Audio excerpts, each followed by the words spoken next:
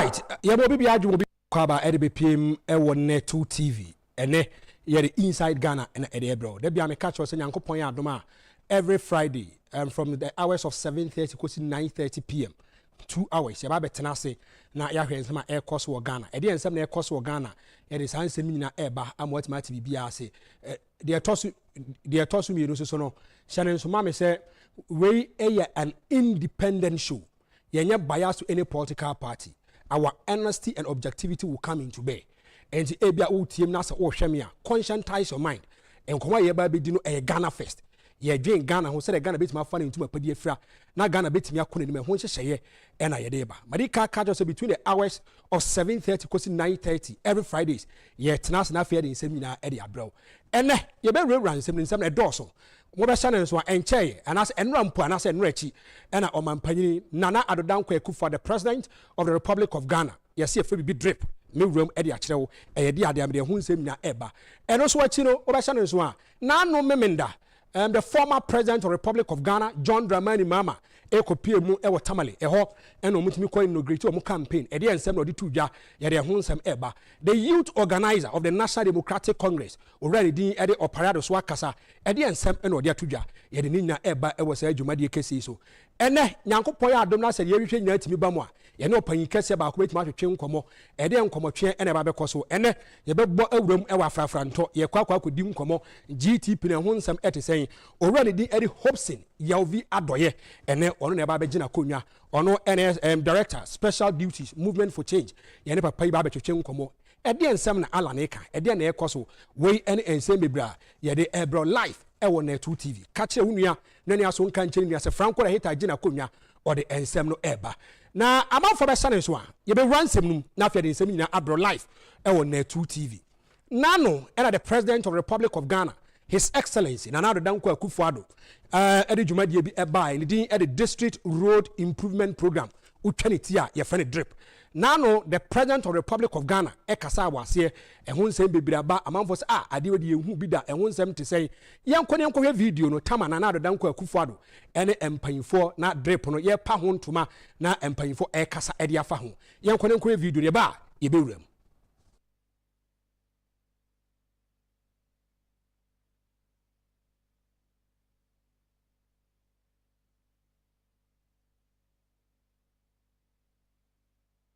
Gugu on excavators, caterpillars, and Noma Bibri, Oben say yes, say we a tanker, is ho, Yedinzobe gum, Yazia Quack far gravels are by, and whose machines were ho, Noma Bibri, and the president of the Republic of Ghana, His Excellency Nana Adodankwa Akufo-addo, or Nempanyin for Edituja, Ayedihu Enkomo.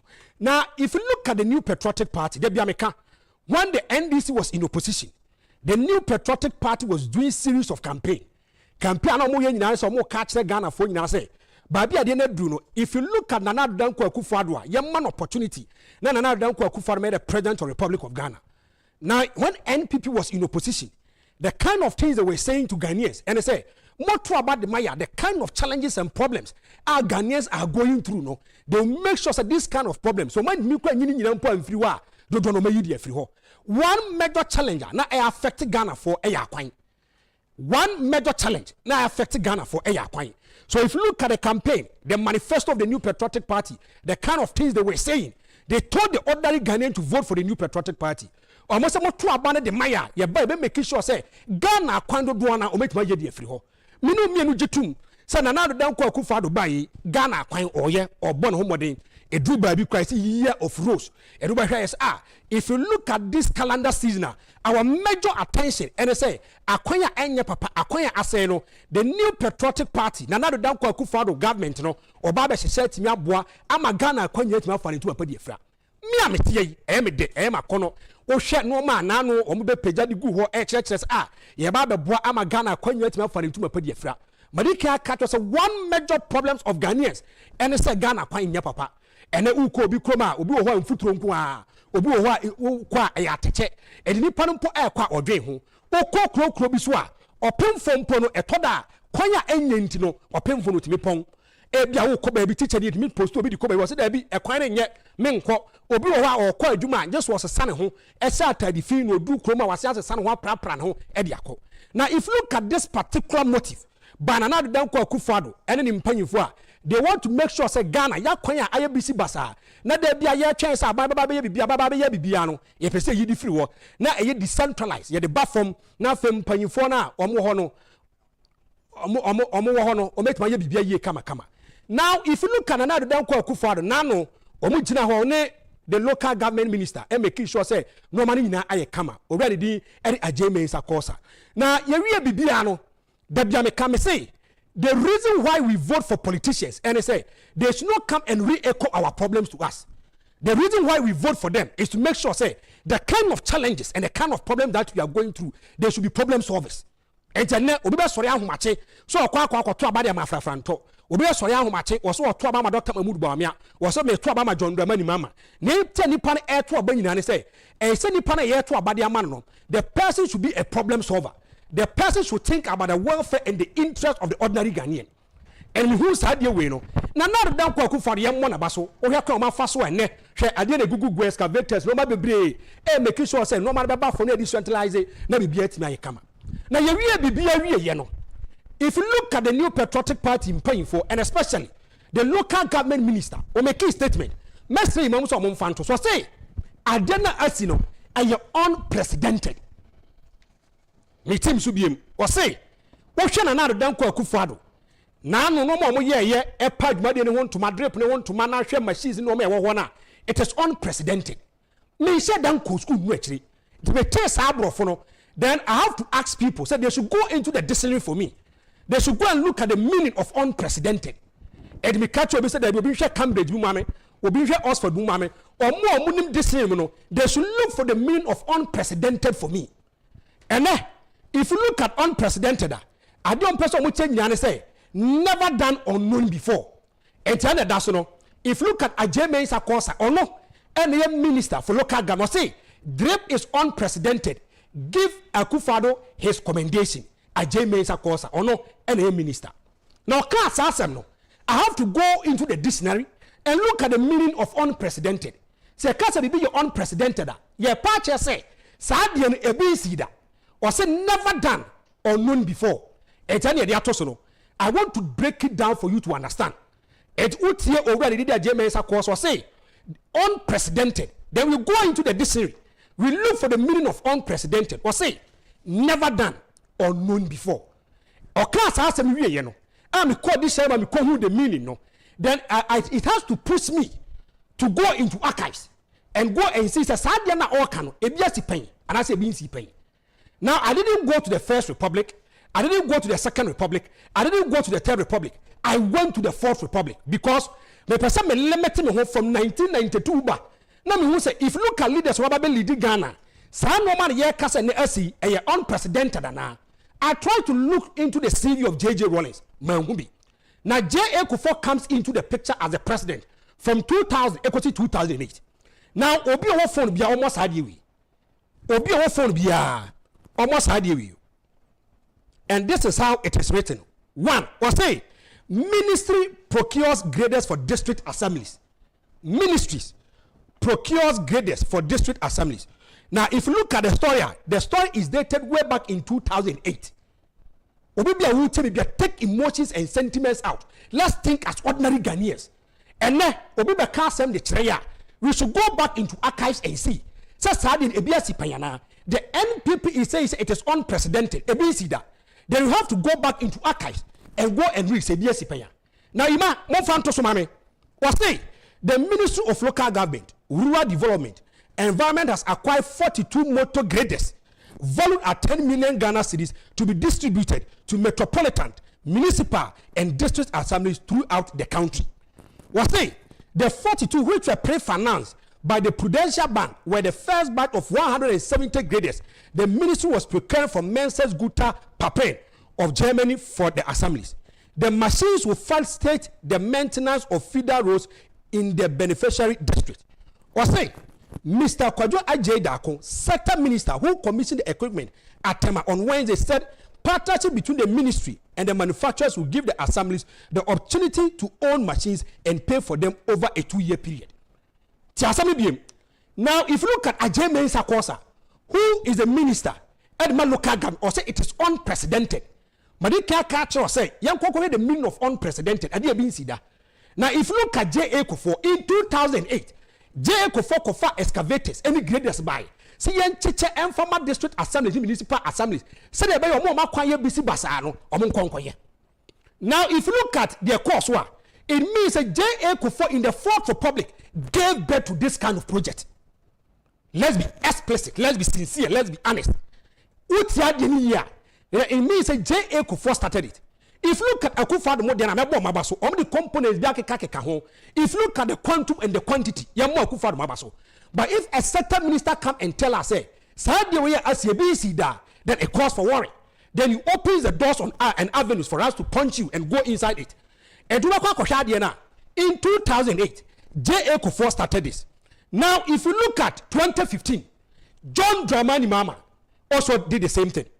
Now, John Mahama, there was a lot of components which was attached to it. Imam Fanto Sumami was saying government procures heavy equipment.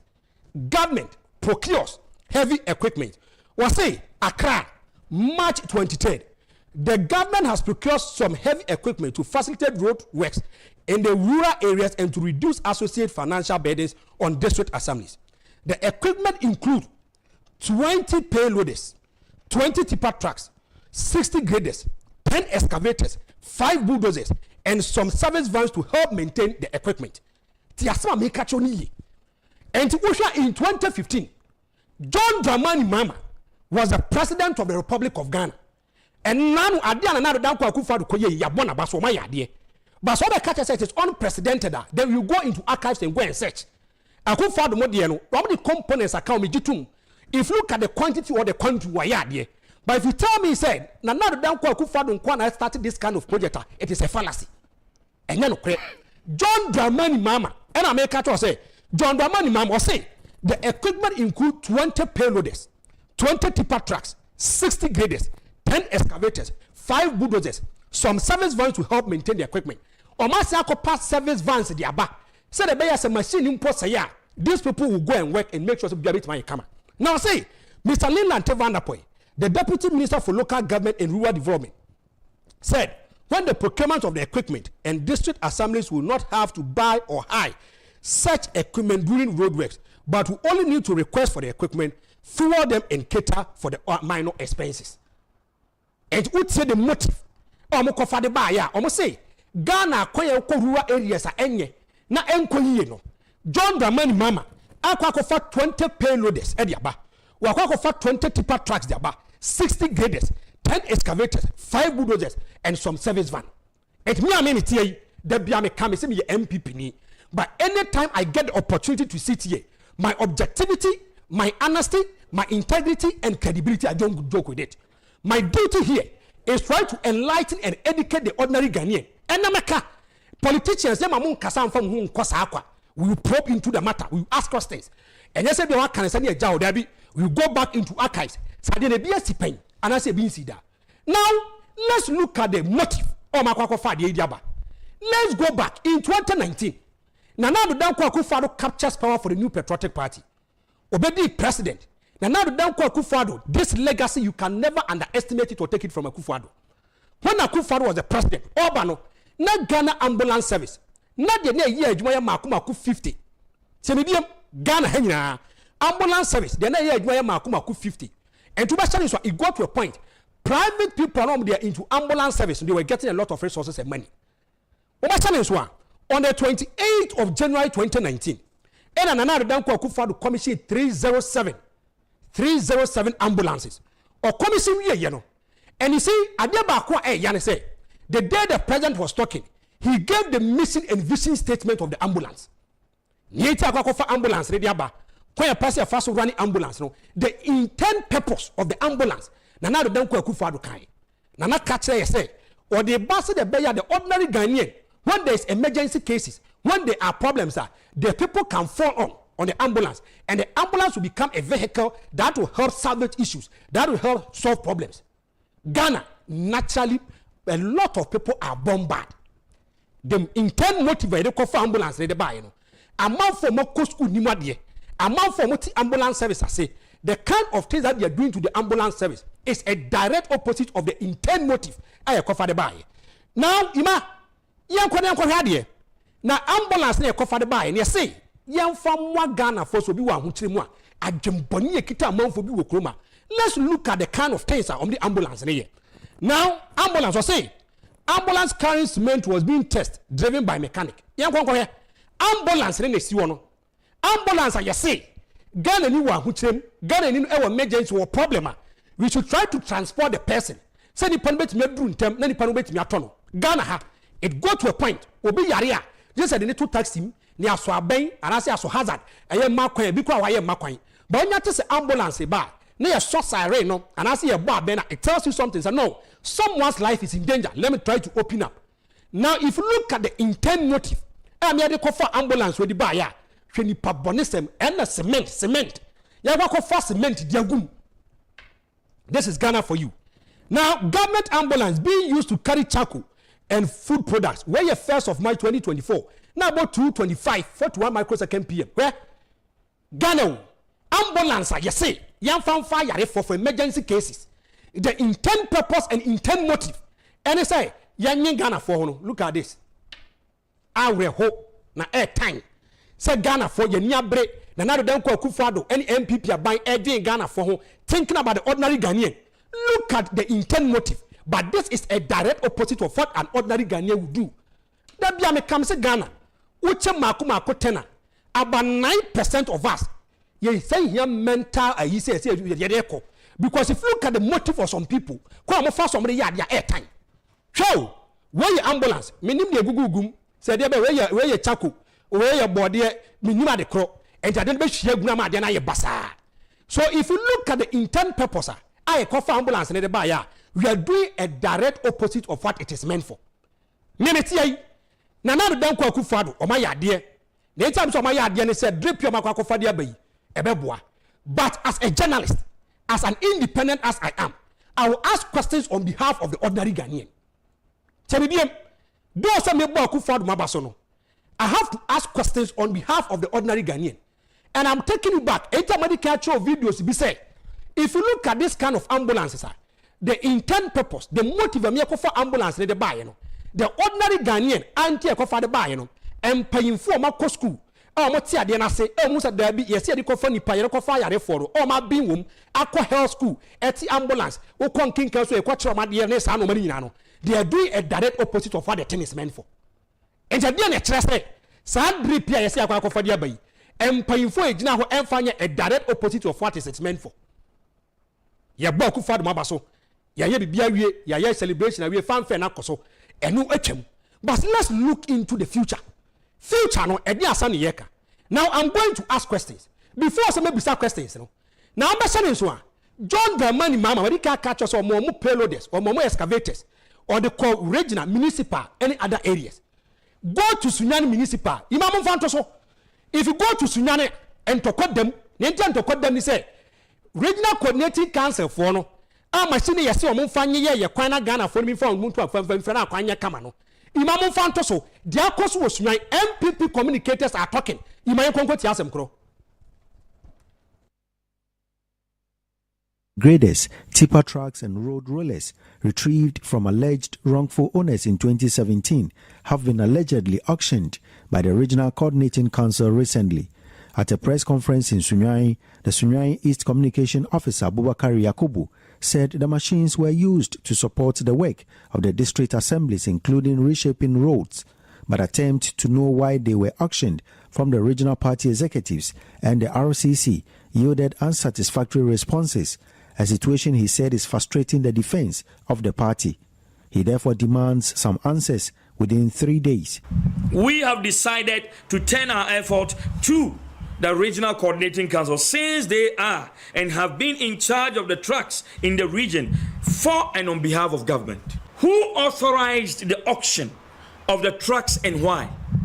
2, why did the authorities pack the trucks when the assemblies needed them for reshaping and other activities?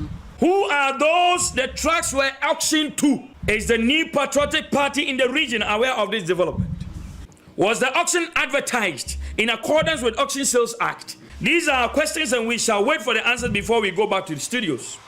as communication officers, and our people, our members. He said while they wait for answers, they have declared an immediate indefinite strike and will resist any action that affects the electoral fortunes of Dr. Bawumia. From tomorrow, no communicator from the New Patriotic Party will defend the party in the region until, one, the questions are educatedly answered. In 3 days. In 3 days. 3 days. 2, the tracks are retrieved and kept for the assemblies to use. We shall resist any attempt by anyone within or outside the party that will foster hatred for the party, because we need the tracks for the assemblies to use for reshaping and others to augment the unprecedented life-changing achievements of the government. No matter what anyone does to undermine the victory of the flag bearer, it will fail. Yes. We will protect the party, and we are starting by putting in place mechanisms to making right what has been done wrong. We need the tracks. We have. But me tima senu suna me nche wa senu yi. Na hu se de asemi sitie. Now John Dramani Mama, but the care catcher say empire for the care catcher you say this is an unprecedented project I've gone into for you. So 2008 J.A. Akufo started it. Now if you look at John Dramani Mama in 2015 added components to it. Also babe shemuma akufo-addo shemuma. Take this. Sasa me babe catcher we excavators, where you payloaders, where your machines are John Dramani Mama time. Omni ko PM or Blow region. Sir, Blow region, regional coordinating council, now to their surprise, this is the communication team of the New Patriotic Party. Enter Monia Breno.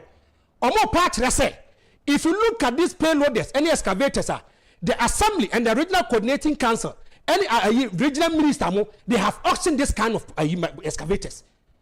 Or more auction without even the knowledge of anybody. And I'm really surprised.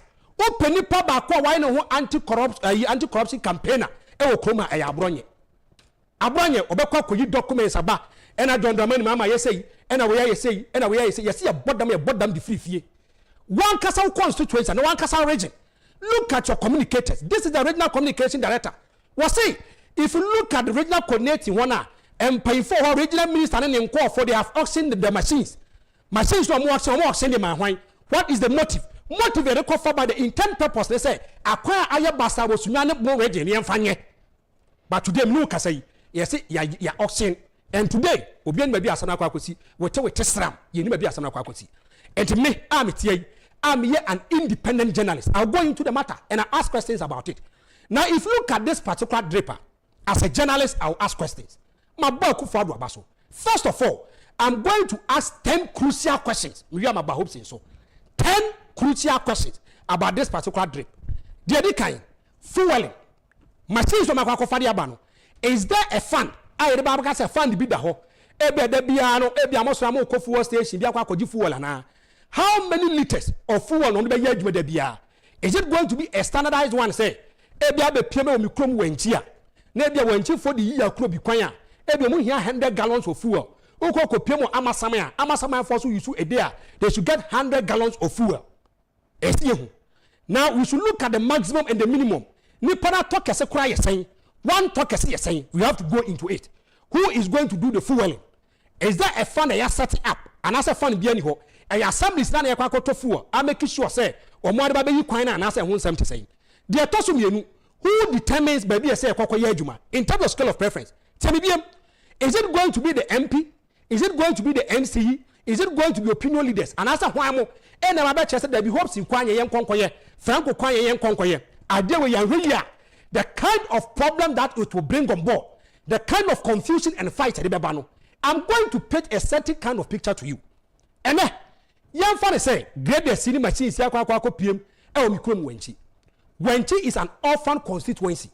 And the young father say, a orphan constituency, no, Nippon member of parliament, or NDC. See, young father is all called Pierre district, be municipal, be na ebia MC and I said DC, no. Yakwa Kotwa Barman. So I'm a parliamentary candidate for the New Patriotic Party. I'm asking a very simple question. Or the machine never call a stronghold. And that's what the machine never call NDC in stronghold. So who determines it? From where I sit, I'll give a solution to the New Patriotic Party and I'll give a solution to government. One, they should set up a committee. Committee, you know, the MCE should be part. The MP should be part. Esa him for kahu, esa security for kahu, esa youth activists in point for kahu. There should be a committee whereby there will be a roadmap. Now, esa a scale of preference. Kwani baby anya asa esa when you dikande ko. No matter say you're stronger than asa no stronghold. Esa because the machine bar say we are going to use it for the ordinary Ghanaian. Yankase ye kwa use for any political party and a party affiliation. And I say partisan politics. We are talking about development. It's a development there. Baby again and you will be a development to say they call. And they should set up a committee. Committee, no, they should get a chair. Baby at the end of the say they call. If you leave it for the MP, if you leave it for the MC, and your most selfish and personal interest first, and to no on your mind home. But if there is a committee debate matches at the end, young Fanko and I see any say, as assembly man or Keka home. Now, Manchester machine, a brand new machine. Tia Robert, Sanamati. I dare be a brand new piano. There should be a warranty for it. I'm asking a very simple question. I want to know how many years warranty? How many years warranty? And the other is ABN, and let me tell you, I dare be a quacotobiana, a fleet, and as a dorsal, Anya Reno, Bakum, you know, and as a means will develop problems. Timbesami who's a warranty, no, a 1 year warranty. A 2 years warranty, and I say yes. Secondly, me person who say, if you look at the district municipal assembly in the corner and pay for honor, do they have technical expertise? Whereby machine is make my machine now? I'm asking a very simple question. Yes, I hear be a fanfare come the quaco pimo. Yet the copium wa say machine is say ya. You be no obey my machine now. And not just say sa kwa check of fan for mama be machine the mine. Thirdly, and conform machine are they going to train Ghanaians whereby Ghanaians will have a lot of insight about it? Some machine developing problem. I'm asking very simple questions. Now, me person me bisa. Machine, me person me who say, si yamfa se ebia me krom wenchi. Se machine wo ho a. Na se machine no every wenchi na se kwakopem watebubu. E kwakopem kumase a. How can I identify say some machine we e bono region and I say be every wenchi? From where I sit, I feel and think that there should be a tracker, a steady tracker bomb machine. Because ambulance service for the Anukram who say this kind of people are not meant to be trusted. Ambulance service for the Anu. Emami said this kind of people they are not meant to be trusted because ambulance service be catch or say now emergency case and no mom and so to me triaka. But now Omabasa be catch or say, oh fair crab and you should have to pay for full cost. I want to ask a very simple question. Some machine no every wenchi ekoko piemo techimaya. How can I get to know say wenchi machine ekoko piemo techimaya? There should be a tracker. Tell me, why buy any product issue machine no be a tracker ni wono. So to tracker ni different more. How can you check up the machine? Ghana for the MSA. Naturally, majority of us we are born bad. Nipano usi adena no kwano. No so per so be fast with didi. So I'm asking a question. Tracker boom. Nipano say tracker boom. Wa white tracker ni dey free mu. How can you still track the machine? About say ha na machine akwa copy. When you ask me say bisa. Now me person bisa. What is going to be the punishment for people who try to do a different thing with the intent motive? The person me bisa say, "Ohwe ambulance for you omda akwa kwose say bidie ne bode ne ntos ni makoyi. E bi if air fast cement asame ba ya wete sram ya ntem ho asem bi." Now if you look at normal omde abayi a omo se yemfa nkonko yi kwan ya. So who say MC alpha grader e de akwa kosi ne ge kwan so se wo yi kwan o se ne maame so mfa nkodo afumu ma no ne maame so mfa nko ese mfa ma no. He is not thinking about the interest of the ordinary Ghanaian and is thinking about his selfish interest. Some machine no me pese me bisa wo sani pana o take the coin no, what is going to be the punishment of the person? Because he punishing the pana is going to serve as a deterrent to other people. I want to know the last one na ko Hopeson so machine si ekoko hu se e galamsey site. Who should be held responsible? Who should be held responsible? Obian say excavators any sandman and ekoko to galamsey. I want to ask a very simple question. Now the danko akufo-addo catch say obey in the presidency at online because he's going to fight against galamsey. I'm asking 10 crucial questions. I'm probing 10 crucial questions. I'm asking. And empire for a local assembly and a local government, they should come and explain to the ordinary Ghanaian because a Ghana needs to kind of walk out to the Abba. And I was somebody Baba Yejuma. Some call for no more for machine. What I say MP, DC, assemblyman, youth activist, and paying for work from one. So be the quite a personal interest. Nasi one. What are the kind of punishment you require any panel? Young conquer any man can say, we are paying more chroma. And I say we are going to allow the law to take its course. These are the kind of questions I'm asking. I want to repeat. The Adorye and yet unprecedented. Ibiasi pain. John Agyapong did it in 2008. John Dramani Mama did it in 2015. The quantum and the components of akufo-addo they account no ye bona baso. And mestre says it is unprecedented. No, it is unrealistic. It is never ever true. J. Akufo did it. John Dramani Mama did it. And so it tells you say see it mishe near the echo home. Now, Ima, what am I fancy? Mami fancy na Hopeson so because Hopeson wa jena konyache. Okay, you call for a short commercial break. Hopeson Yovi Adorye. Ha maybe some question be. Obi say ni di na shem finfini no. Se nipa no atwa na so obo a. Nipa no so ni Hopeson pa. Ndi se obo ade a. Na ma bodin dia che na Hopeson na ade akwa akofisi no. We are going for a short commercial break. You beba isi a.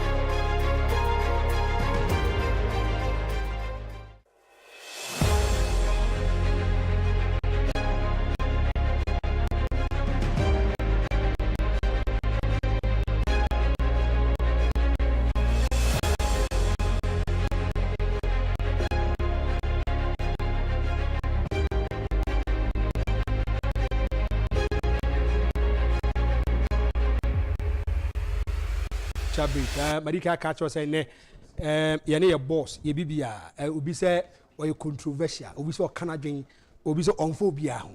Hopeson, Yovi Adorye, and a ne, men about to come live on Inside Ghana. Boss, Memoajo, Major Souvenir, and Bibiabo Cody. I am Hopeson. Yes. What do you? Oh, we are ordinary person. But what do? Well, What do? yeah, San Uncle for Canada. But what's so sharp? What's so sharp? Who is what do? Yana. Aye. Oh, me the Sanya Mitiana Miti. Oh, okay. Sanya Miti, Oh, okay. Sana Miti. Now, me didn't pay for because she normally me didn't come. And what's a mobile? Almost we are two lawyer. To work as a ABA or Franco, and no matter everything. And no Usia Yana say the woe. Oh, sir, and Obiadin is Subine. So, and maybe where you be said, yes, a good name is better than riches. Okay. And maybe Anna make us say a bad scar. And baby, I'm in Kenya for Uncle Majina. One day, you know. Your name baby Anka, Ugakujina. Yes. Ebe flow so. Media may de Makuma Mouse say, yes, so. Betty Sana Miti. What is so special about Alan? What is so special about him? Alan is special in the sense it's Mashada Asted, you know. This is the man who did 9 years, no secondary school. Adisadel. Adisadel. Yes. Me chira de nyina ma akola wadi 9 years mpo like wako junior high class so on you know. But in fact na bibisa no, how did you make it? No say oh ne papa ma no first omo tre no no wadi 4 years na two no ko school osusa sadentina no ngwa be kafie eti omo ye say oh yemfa no nko oni omo achi no nko ne namu Adam control ni din o class 1 so kwa 1 year so one in 4 years there. Before you know na chese wa break ade no na say o mo jump no. Okay. Eti Okono within the shortest possible time. Na odru class 6. Okay. And or throw common entrance. And or pass here. Okay. No choose adisada. No nim say ne papa nso adisada no koye. O ka ho asamwechre no. Na that time say principal, I'm say no mo friend no principal. Na ono asoso ayobi a na che say oyanyam sum nipa wo ye discipline. Okay. Nti ne papa e de no to no. Sa principal na bra ne papa wo school no. Ne friend John Allan. Okay. Ano de to ne ba no. Eti ono so decide say sa school na ano obeyere. Obeko. Nti ojo comment trans no nyae. Nti within the shortest possible time. Watimi awie akwa university awie. Okay. Na at the age of 22. No a general manager. Our USC departmental store. At the age of 22. 22. And then Unilever. No kita managerial position. Every hono mobano just say waye adwuma with United Nations as consultant ne eka ka ho nyina just say bibia ye okay. So ho de no.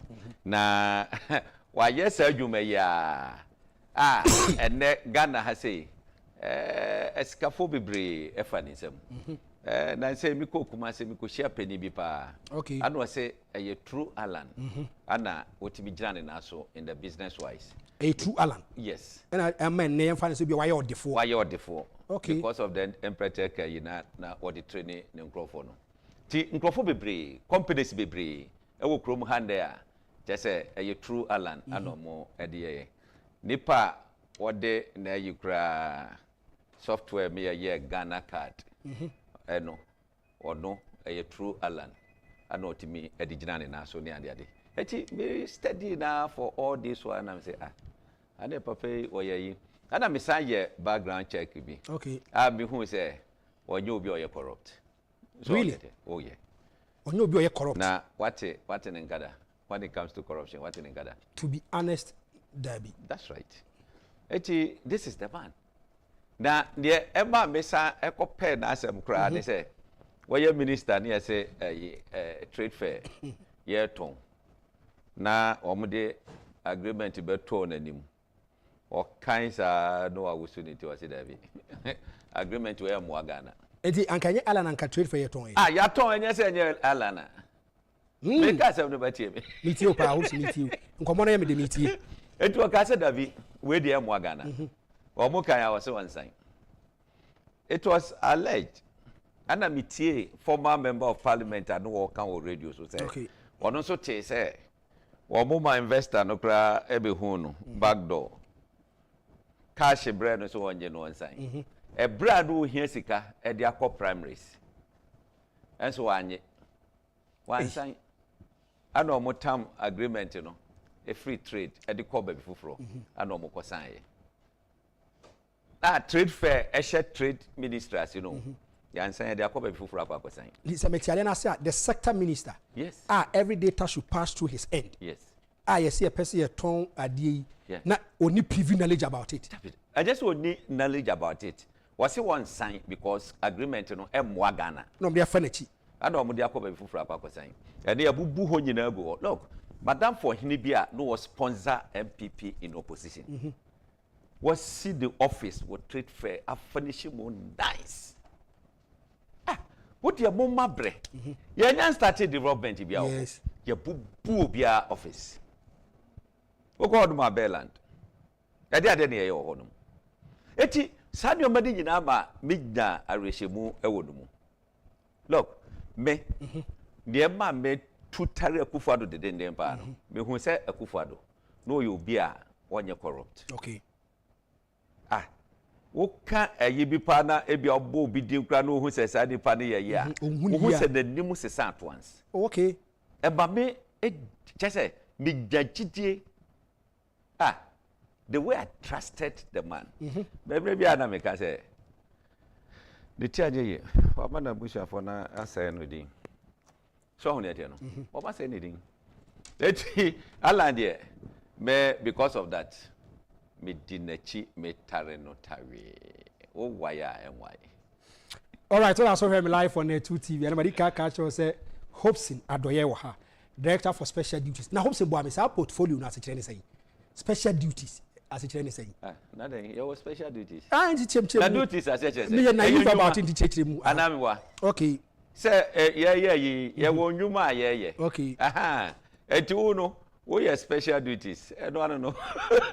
Because na kwa kwati asem bi.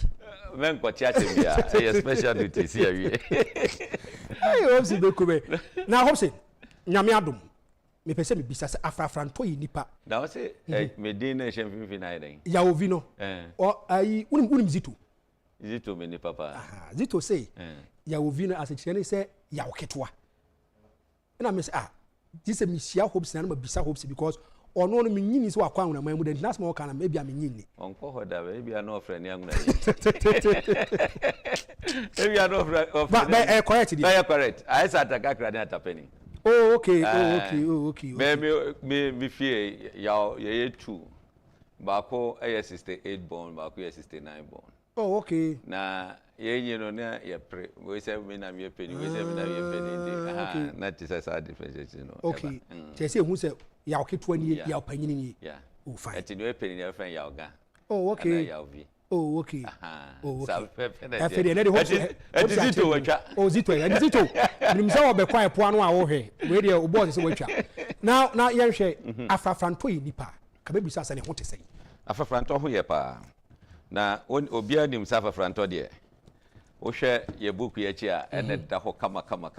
Yes. So ho de. Now, wo dane book na nimu a. Yes. Was it the great transformational plan? Yes. Na wo furi honom a. Ya wo west bako 4 ewo honum. Okay. Eye growth. You can say stability, growth, resilient and prosperity. Okay. Sa nyama 4 way and the ma o my bia edi. Growth, stability first. Yes. Now what move to growth. From growth no say eye resilient. Yes. From there as say obi edi prosperity. Oh fine. What you say? Eti ene your current situation in Ghana now. We are not in stable economy. Our economy is unstable. Economy inflation here 23%. We share your debt to GDP. Baby akwa kudru. Ene ehon enkekaye. We share the exchange rate in the eka. We are not stable. Eti essence is stable.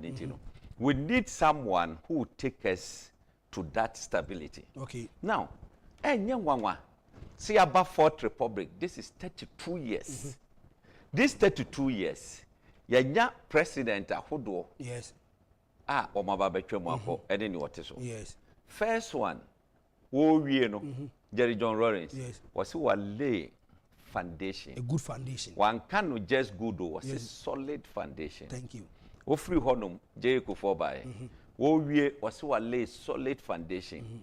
Ono ni foundation na wo lay no, ultimo say na ka solid. Offer the size of the economy from 4 billion within 8 years na quadruple akwa 16 billion. Etu onu say no oka say wa build the foundation and now what you say. Eti na ka say ye ba besi superstructure na so. Okay. Ana Evans Atames ebaye. Wanu so wa say wa build solid foundation.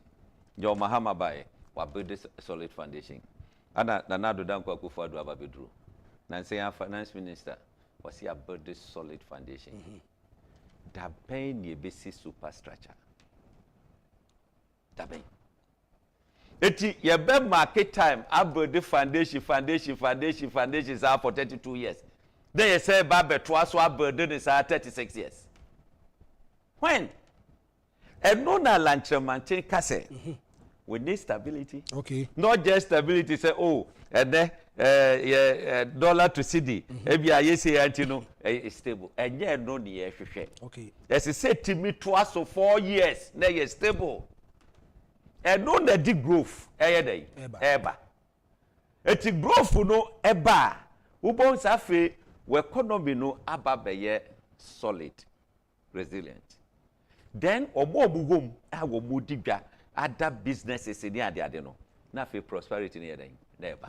Because oko kudiga no wa nyam fasoa. Won't mean prosper. Yes. Etim fasoa no ba no.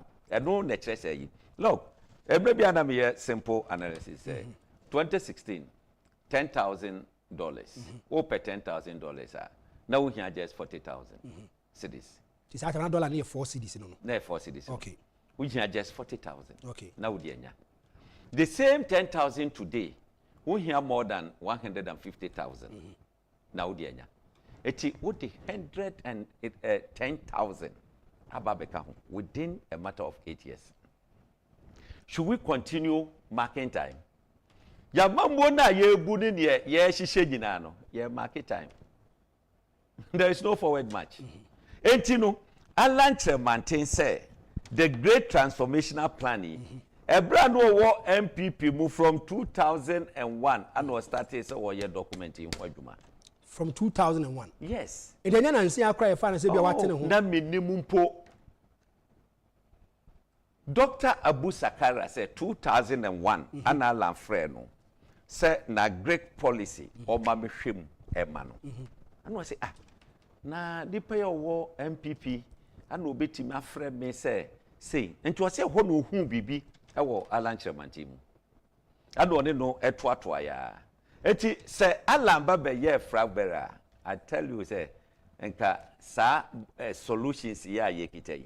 Enka no nanka de party no eko. Now also let me ask some few questions. Now in relation to the economy, when NPP was in opposition, very hard on the economy against John Dramani Mahama. Yeah. Now says here Bafana sa Fafanto only MPP. Oyam Fane sample ni MPP mubi. But people still have the notion say Alan was part of Akufo-Addo's government. If there is a problem, he's still part of the problem. And why you know who free now? Why you bold a more solution to solve it? You know, and can say Ghana for Timmy Bonabaso now this one no solve. Bible cracker say Okosia penances and Adorye. Anamiwa. Eti the 80 we yepe. $1 a year 15 plus yepe. What are we talking about? What are we talking about? Alan Ashishe Adeno Ediato Hono. Was say Oba Bebede an enterprise economy. Enterprise economy. Yes. Okay. Simple. What the oka enterprise. Obia menya is simple. No bia wo hwe bia antiase. What the Ramakola Ramadina Jom Obahuma Miadwa and Science Enterprise. So and so a dreadie economy at the Babibu. Okay. What you say? The Ebema Yesika Sem etimaiden etimakoso edo de ba behwe eti wohwe sadia the forward of this document. Okay, the other forward can you be the pa wohwe this forward the pa what troye your friend back for Dr. Oseshia my brain to the sis. Okay, o tune for my rehene. Okay, and the trust are forward a time until what the men can me pesa manfo hu the document na mikita no. That year, Papa Yinano, we put into 6 clusters. 6 clusters. Okay. Now, under every cluster, no, a pillars. Okay. Under every pillars, you know, your thematic areas. Then the solutions. Okay. So, that we put this first economic cluster. Okay. Second, governance cluster. Okay. Third, infrastructure cluster. Okay. Fourth, social services cluster. 5, environment, science, and technology. And natural resources cluster. Okay. Then the 6th one is something new. Okay. Behavioral and mindset change. All right. The 6th one because a hona nyeduma obetima succeed first one, second one, third, fourth up to 5th. 6th one na nyeduma ni nyina abesan hwegu. Reason here dey ntia. Reason is say as a second ni bia sesa ni su ene ne ban. Number 1, ebrebia ye boka edit gatem edit prapra ekwan mu wo prawie ya no anom ni su no ajato ho ochena wo sand another sika ese kwakoye. The mindset must change. The yehu say ya pra ekwan so ensese wo de raba no kokoto ho emiesan ko se sika pudu sabiem. Okay. Eti ya ye aye sisi hodom na wo de afakotum eno no wo bo hu ka eye ketua bi dan say ye belita the whole place. Now the mindset change no ehu hia in the sense say ya fa wa ban adwuma mu ese se wo hye adwuma se 8 o'clock sharp eje 8 ni dey say wo dro adwuma mu ho ese wo dro adwuma ho now prepare for the 8. Yes. Obi betina fia no akwakodro 9:15. Odu 9:15 so a no akwa sign 8 o'clock. What you want more lunch time no tete ho a bottle was you me kwa kodidi aba okwa wo mabiem just the following day. That mindset must change. Because ye twa oka adwuma wo ye no and the productivity yeden eba. Na so be yes am yamani nyina na kire sen. Now, ya forward adwuma mu. Ye ma wa appointment unafofo hia wa congratulations. Onim question for mutadi kan bisa.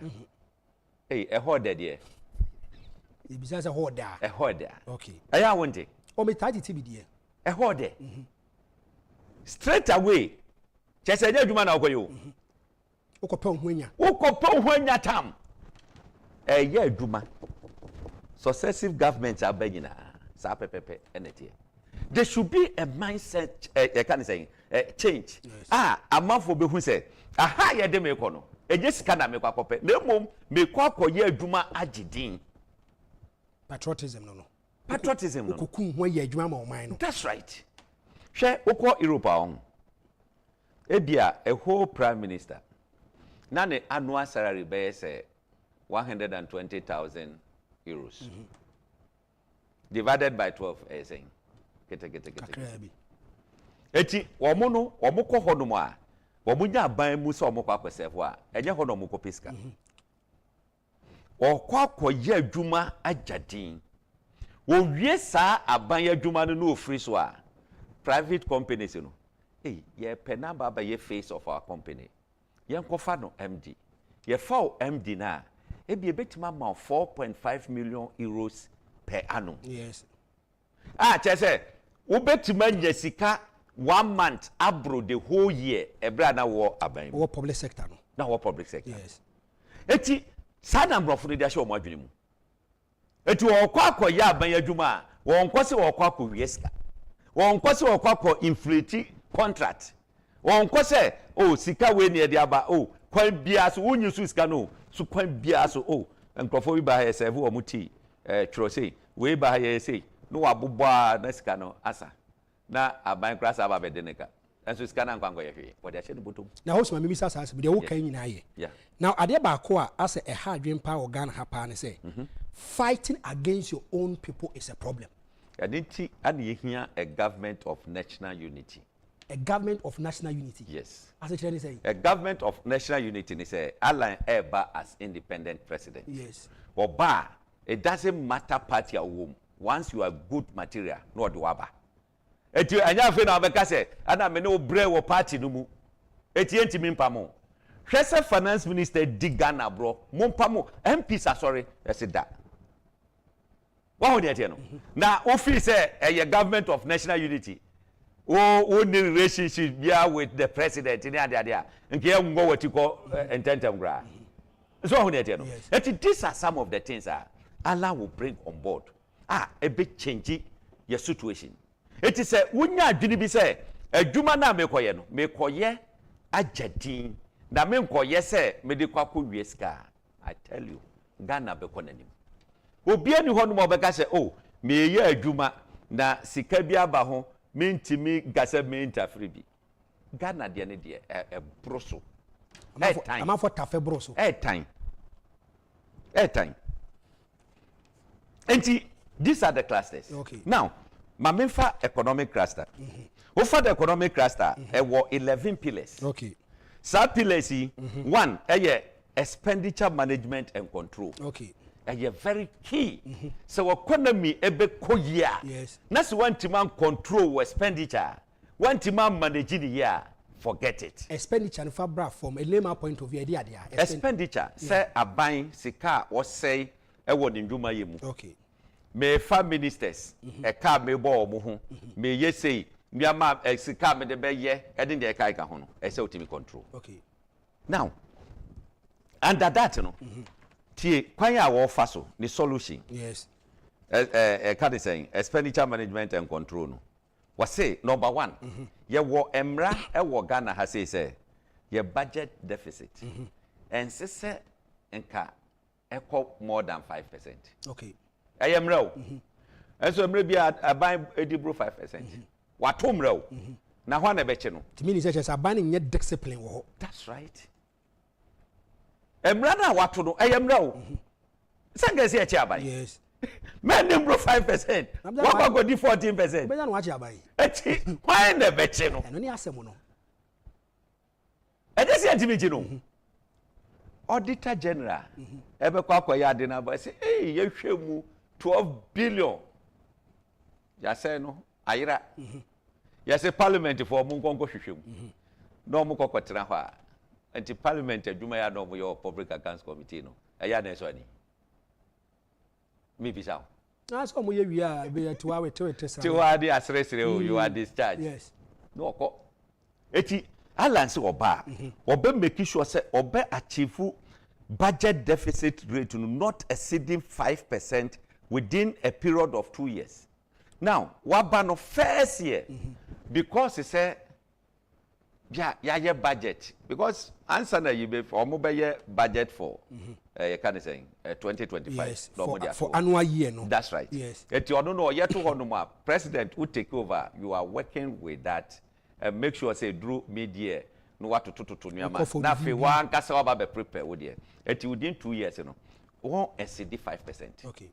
Se base wo mu be go beyond the budget no krana it should not exceed 5%. That is number 1. Number 2, establish a lean but efficient government by reducing the current size of government, including but not limited to limiting the number of ministerial appointments to not more than 40 ministers. 40 ministers. Hope say honya abotre. Me kai when J Akufo in 2000 wanted to be the president. He talked about ministers obo betete so. Obaye or sabe pa chokra say no nya mewura mamu no. Nyamotre. More getting it wrong. Okay. J Akufo apologized on fuel prices. So no the not ministerial appointment. So let's get that price clear. Okay. Eye gallon ye di gina e can say stage so. Okay. Afi e ba ya na tutum no say only inside that who said the city. All right, so thanks for the education. Yeah. Now when Mama was the president, forget about no, Mama. No, Mama can be GTP. Okay, forget about Mama. Because the Jamaica say forget about him. No, try to get me. The Jamaica say 40 ministers. Is it achievable in Ghana? Oh, Nyabotre. Okay, me too. Ah, now one share practical person. Which na how na? E dey chiwe mpo na e ba be wa ha o. Oh. Na e bi mu ye chiwe mpo. Me say nye chiwe mpo. Me too. E practical issues. Me too. Hwe. Alan. 40 ministers no. Wan kan isa keke o. Okay. Wa go ahead as state ministries are what the be adwuma. Okay. Apart from Ministry of Justice, Attorney General, Constitution, no, yes. capture, no, yes. all other ministries, no, a president or prerogative. Oh, okay. One will be to my create or ministries. Wow, pay and idea. Oh, they okay. So, me person me create 100 ministries, okay. me person create 40, me person me create say. Eti alliance oba obey a realignment of ministries. Okay. Eti oko me refer you to governance structure that. Page 40 honomona page 40 okay. and 41 Tio economic cluster under expenditure management and control and no ana link up governance okay. because also be reduce okay or reduce ni say obi ba no so say so ka 40 no and obi di America so be abi say 50 abi say 60 abi say 60 yes. Hey, womu di womu document ba no man state ya. Pushi womu mo state. Alan a state wa say. Obenya 16 ministries. Okay. Currently as a ministries no ko be 30 something. Obe reduce no to 16. 16. Sa 60 we. Memfa regional ministers. Okay. There was 16 regional yes. Regions. Yes. That obenya 16 regional ministers. Yes. We free 40 mo aka 24. Now 24 no. And no na 16 ministries e ba be cover. Okay. Now, what's oba Attorney General first. Number 2, and finance ministry. Ewo ho ministers 4 na ho. Trade and industry. Ewo ho yes. ministers 4. Oka 2 ministries e bomu a ministers today 8. Alliance oba obeka finance ministry any trade and industry abom. No aye no 1 ministry. Woye no 1 a obenya minister substantive minister for finance, trade and industry. Okay. na wanya minister of state in charge of trade and industry. No wasenya another minister of state in charge of finance and economy. Eti obenya just 3 ministers. Wakati 5 Ephraim for this current year. So me ye mathematics na mo. Kwa ye be faso a ye economy no ye beti ma manage ayi ni ya boost to the economy. Eti just 2 ministries. And then there were 8 ministers. I mean, deputy minister of state 8. What can bomuno? Or babenya just 3 ministers. Into a 5. And then Land Cruiser, brand new. Obenya no be $200,000. Yes. Wanyano for no. Yes. $200,000. Who change $200,000? Eba Ghana sikamua. About 30 something billion OCDs. 3.8 million Ghana cedis. That's right. Okay. Oka 3.8 na Ghana fontiase. 30 over 30 billion. It's over 30 billion. Yes. Okay. Obi amfa ni calculator no onye. So on yet no. Just one Land Cruiser. 30 billion times 5 na wakate no. Wunya 150 billion. Sa 150 billion. What is the number of classroom services? Do you know that? Bibri. Eti nkwala per classroom atram yenya. Now we say some ministers bubruja. I mean, what kwanyeva? Me wie no mababe maw countries. Now what share the number of ministers and then you compare to Ghana. President Akufo-Addo by first term 125 ministers. And then at about 85. Ada 88 or 85. Mayemfa 85. Etiemfa ni 85 ni nyaduma. Ala di ba 40 a wakati 45 for frame. 30 billion times 45. Just imagine. Nyama ebetima ye e wo Ghana ha sei. Ye hwe ne sa me no ye adwe sika sem de ebeboa. Ba adwuma no workload ni nye kese. Se ye merge institutions ni bia na adwuma ni nye kese. Ema ministers no. Me pacho. Wa America da. Me nko hoda. Okay. Enka me chiro just over New York State. Yes. Na hwe se ne etie. Ye wo 50 states. Wa mo ministers aye na secretary of state no. Wa mo less than 20. Or me less than 20. With this high population. Eti dia sem na woka no. Eti dia sem na woka no. Woka omo si omo no ye yi system. Look, ye ni ye can say MMDCs. Ye ni regional ministers. Eti dia sem na omo ka kire no. So on dey no. Eti these are some of the things that obetima ye. I'm making sure say ye overspending. Ye benye sika edi ajade ama ye can say Ghana for ho ato omo. That is number 2. Number 3, food, agriculture, and fisheries. Who's your fisheries minister? Yes. Agric. What's about Bekani in Abu? Okay. They are just one minister, no deputy, no minister of state. 1. Waba Foreign Affairs and Regional Cooperation, 1 minister. Minister of Defense, 1. Education, 1. Yebenya substantive minister. Nianya Minister of State in charge of basic and secondary education. Finito. Health Ministry. Yebenya 1 minister, substantive minister. Nianya 1 minister of state in charge of traditional medicine and mental health. 2. Finito. Now, Yako Minister of Interior. 1 minister. No deputy, no minister of state. Then, Waka ministries be 6 to 7 album iron 1 Ministry of Infrastructure. Yeah, infrastructure development. Works works and housing. Any infrastructure no. Yes. Roads and highway. Any infrastructure no. We share transport. We share sanitation. Numne de ho. Communication and digitalization. We share you can say railway, we share aviation, port and harbor. Any side of money in ano, wakambum. Some ministries in ano. 3. 1 minister, 2 deputies. 1 minister, 2 deputies. Etibeye serving, you know, more 21 ministers. Alan kasa weni nyina bomwa. Oba benya just 4 ministers. In this 7-hour kambomu. Etuba hu say what Chabeye says 17 ministers ago. 30 billion times 17. Mo amutifia mo ye mathematics no mo nyanto hono. Ye wi a wo de obohu from the ministerial appointment nkwano. Obohu sika obesave. Mafa just one component.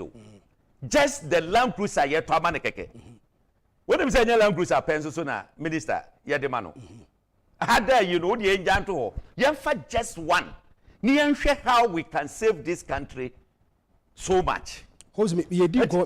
Questions are started by me, and people want me to ask questions. No problem. I mean, for my question. Say number 9 na Minister of Infrastructure. No? Yes. Onya substantive minister na. Obenya Minister of State in charge of transport infrastructure. That is roads, highways, railway, aviation, public transit system, port and harbour.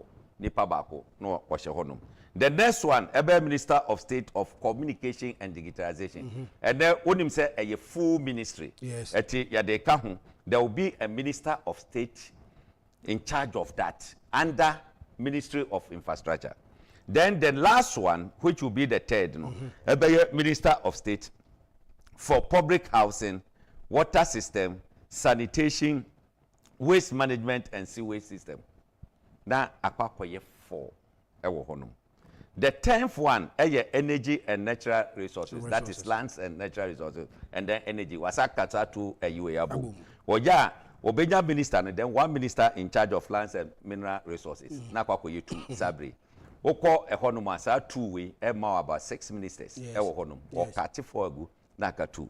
Now, afe wababenya youth and sports. That is number 11. Okay. Just 1 minister. Local government and decentralization. 1 minister. Oshe environment, science, technology and innovation, 1 minister. Tourism and culture. When say what tourism is say, and your chieftaincy ministry. Or the babe can't we know. Na kwakoye 1 minister. Then Minister of Labor, that's manpower development and employment relations. And also 1 minister, no deputy. Then the 16th one, Ebeye Ministry of Women, Children and Social Welfare. The whole and persons with disability, the aged vulnerable groups in Yade, 1 minister. Okay. A toka wejina bomwa about 24 ministers. Okay. What they can 16 regional ministers no one. About 40. Simplicity. Why is simple? Now questions are coming. Ubisa be misa say. Asama alla na twa ne kama nyina efe. E de benti say na sa nim de one farm mo akufo one farm akufo. Ne fa na wo kasa no ni mo hwe about governance and to portion we twene. Oh really? To twene. Ana be ma ya chiremu. What the question we ba me waste time answer. Oh for the benefit of no island there obeti be the Abua government was 1 district 1 farm. Were you trade and industry minister. Why yes ade no. Adame wa kokoshe from 2017 to 2022. Yes. What na e hono mo no. Yes. Kokoshe the budget for you can say industrialization. Kokoshe the budget. Go public. What you go to you can say go. Yes. Download the budget statement. Now they check it trade allocation for trade and industry. Check it consistently for that you know. That's what you say. Eti the budget no more one. Who names are the way? That so enter the web. So you are educating me and my listeners. Ma obi me identify one farm. Yes. Look, every ministry. Agency says show us and when they discover. Now ministry no e dia yaduma. Okay. Obia onim governance bia minister say hwe den abamu penifo hwe e ya we. Agencies ni nkrabata na say yes, agencies no. We have found say works and housing. Obefa housing corporation. Obefa other water you know those kind of things. Yes. Womo and the disika eba because womo na ye aduma enye sika edeba. The ministry no ehia sika sasika num ana omudi be ye aduma. Okay. What you say? Okay. Now, yade Alanko Trade Ministry 2017. Yes. All the agencies under trade and industry, you withdraw the office of the president. Obi fresh is here and say, Asemo became me boy. Hopeson, what was the motive? What was the reason? Motive only said, oh no, I don't get it. Say. You don't get it. Say president in a din who Mama appointment. This is what I want to do. Share. Obi a warrior one district, one factory. One district, one factory secretariat. Then the office of the president. What are you talking about? What's my so it was? Can I say it was deliberate to make sure say Alan Kwadwo Chairman will not be relevant? You should judge it yourself. All these agencies were returned to the ministry in 2021. And within 2 years now, what's now eba ye no hwadwuma wo ye. What did I say? And why was Alan silent about this? Why was he silent? Na then amamu no so rather we complain. Sada your governance no. Sada your governance. Because some be tell me here me say me producers undermine me. And you work on radio so aka say the producers undermine me. Wo be yesa afide so. Me be za, wo be yesa. You see, this are the reality. This anya we yam shishi asem. You see, ya ma wo shine me ye president. Period. Hey. So they knew say. They say asemo American. Asemo American. Evidence wo ho. What nimu say 1D 1F na gift ohini kuna do na da no. Me bisaw.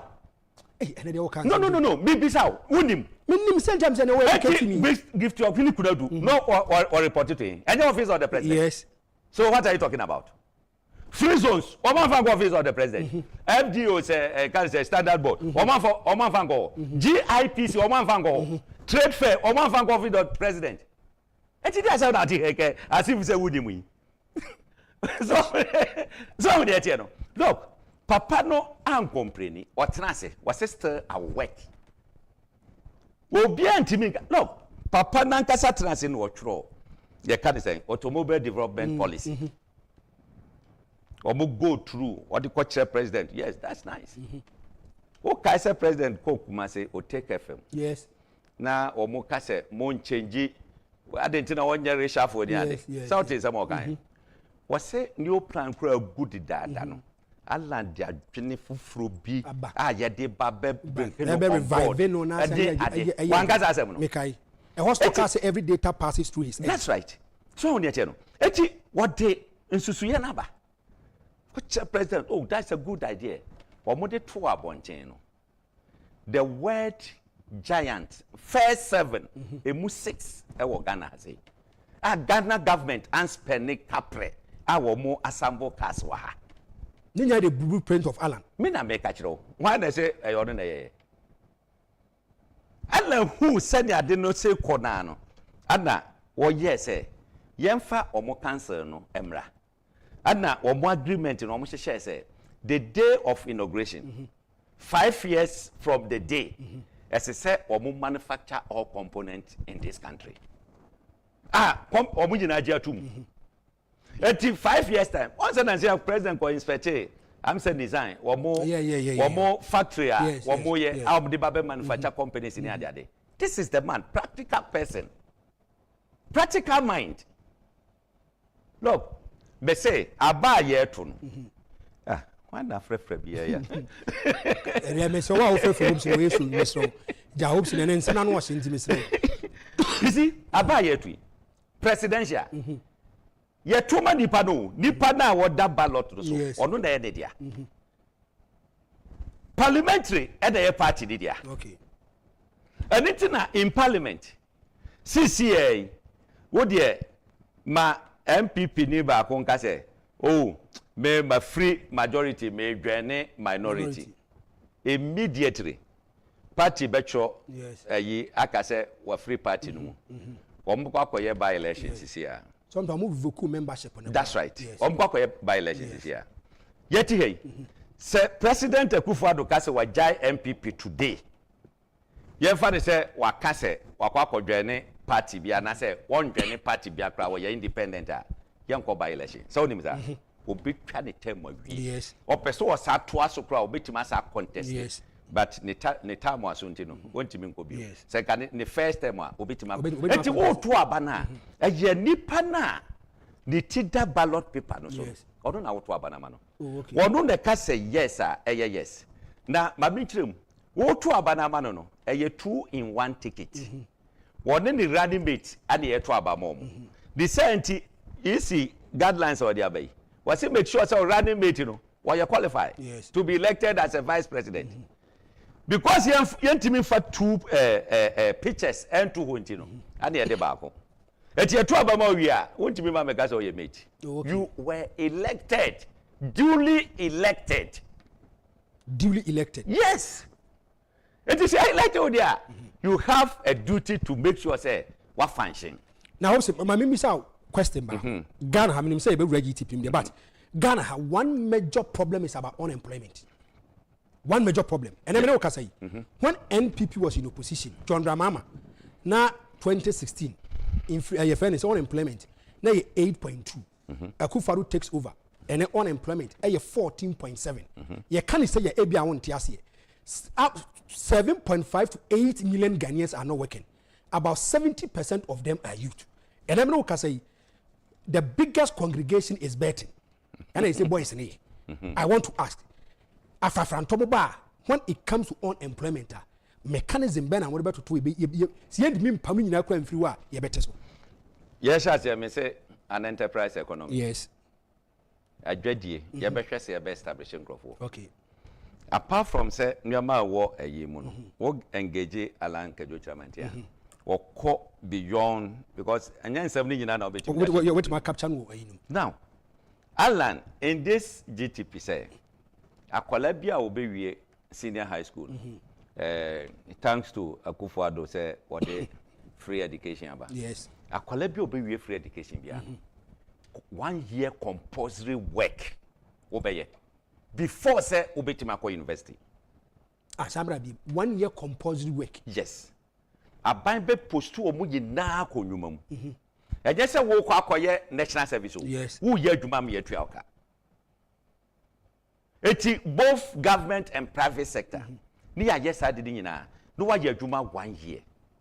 Wo ye adwuma 1 year ni wi then you go to university. Wo university no, wo makwan you come back and work. Okay. Wo be wie university no. Wo hu say ene yes vacancy bi wa ha. Yes. System analyst. Wo qualify. Yes per masters wo abro masters do graso.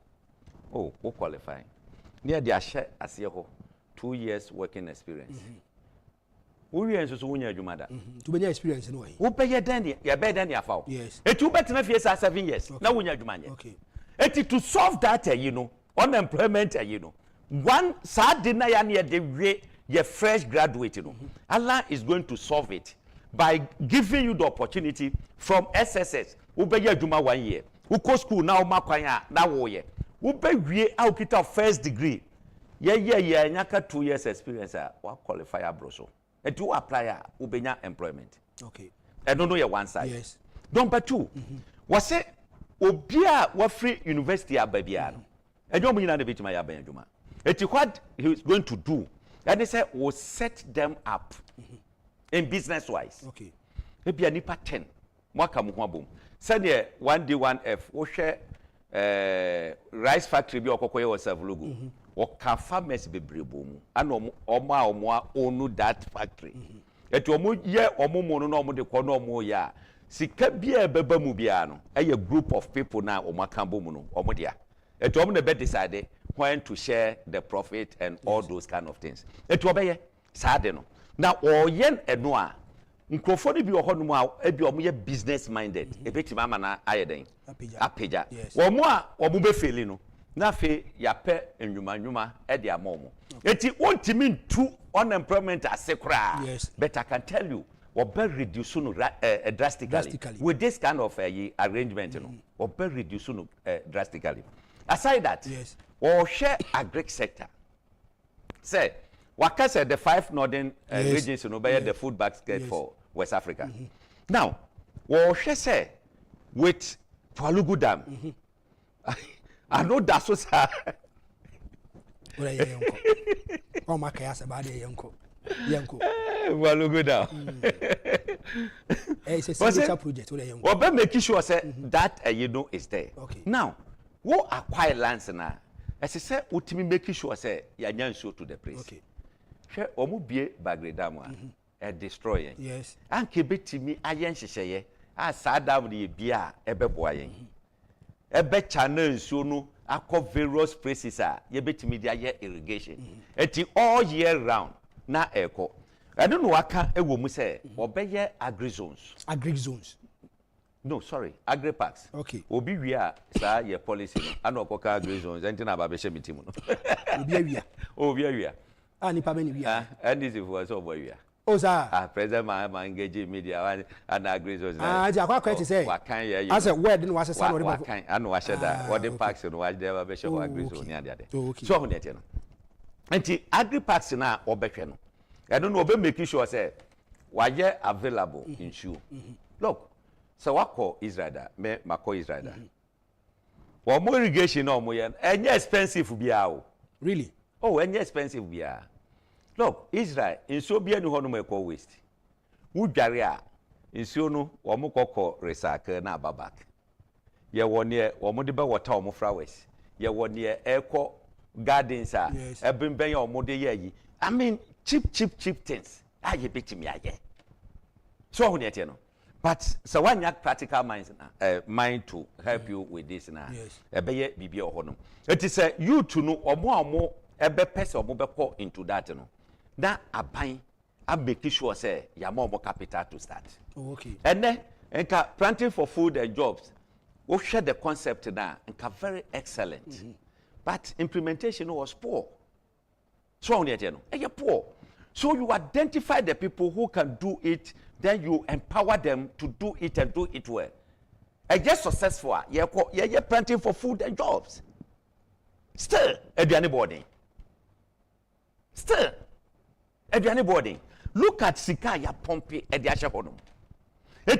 With that sector, no, I can tell you, say, Alan, ebe making sure, say, Mrantier and Mabawa, or Modi Beju was simple, say, or Mukwatana, offices or Moye or Mojuma. Also, my Misuse, one Alan Benpa, Monante, ABBR. Now, if you look at the NPP, where it is in relation to the youth, because youth will type Bisapa. Now, Utie, Dr. Mahmoud Bami, or say, Oba, the 20% on bet will be the FEO. 20% on betting will be. Oh, there are no so. No, what's the son and no, not it. The system now. Me person me bisa say. Me person nyana system. Me person me bisa say. Afrafranto. Muba. This kind of stuff. Sa betting mu be the FEO and answer one because the youth are serious about this particular matter. Me say one thing. Me say sasem na wo kanu. Ya nan system. Kana wonye ni za nan system. I don't believe it. Ya di fufu asi woni mu say di. Say menya fufu pa dia medi fufu ensu si wanim I don't know why any you man would have why any as well why any share lower taxes allowance obeye we obey abolish special import levy of 2% COVID-19 recovery levy obey abolish Ghana Health Service disinfection obey abolish all taxes and other charges on importation of spare parts within 2 years of establishment of government of national unity or by abolish it. Any other can say import duties in the Kaika charges in levies are ya imposu I nuisance tax. Nuisance. Bet levy a nuisance tax. Allah so by abolish it. 20% nuisance tax. Mrantia ne mbabawa no wo mo adwuma nye ana yanka say God so good ya de bet ababeto yes wo kwa America ho lotto ne sa bet no awurade wo mo de 24/7 no wo gira ho sa almost every hour we say yisa na che say e drop sa amafo di so so wo de no na wo mo edi wo mo ani a kire ho no mo a what we say emrantie no di yi kakra gra ho nti no ye say kwakwaje o musika no omodi no wo mpa adwuma ma omo oba abolish enu de damu no oba abolish now the worker say oba abolish no ya tro the vice president and the I am not disrespecting but me say ya tro emphatic say tro Che. Wo. anakonya Ghana 2 million esha wonsa true of us true etidian biom this year san eto abama or say he has his own vision. Oh please monfa no tontwini baby you see Ghana journalists more the youth of this country let them progress okita to me what do you say there but we bet my announcement say about 9:30 obi angoda what do you bet my that yes as a vice president he can do it. It is a 1 year determined 4 years you can say 4 months aka yedimu nka yakra na due to nuka say oh asebo a work an here no kre hwe me say nsemo a work can about taxes in our obo IMF meba what dey be a would let me explain to you. Okay, meet you educate me. IMF conditionalities on us. There is no tax MPP government can abolish today. What person omudi bi kra ka ho.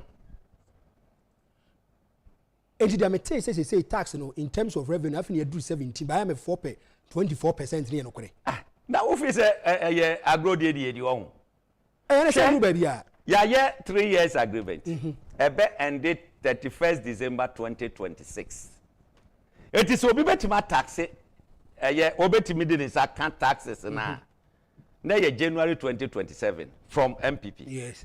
But any other person ever take over this country, obetima negotiate. I'm not less than that.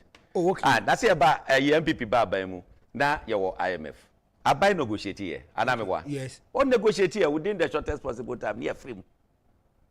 But Senka John Mahama win ya and going to be free. Just a mandatory you need that hold. Just like we. Oh, okay. What we no. We no one share ground best review. Oh, yeah, peka kraka ho.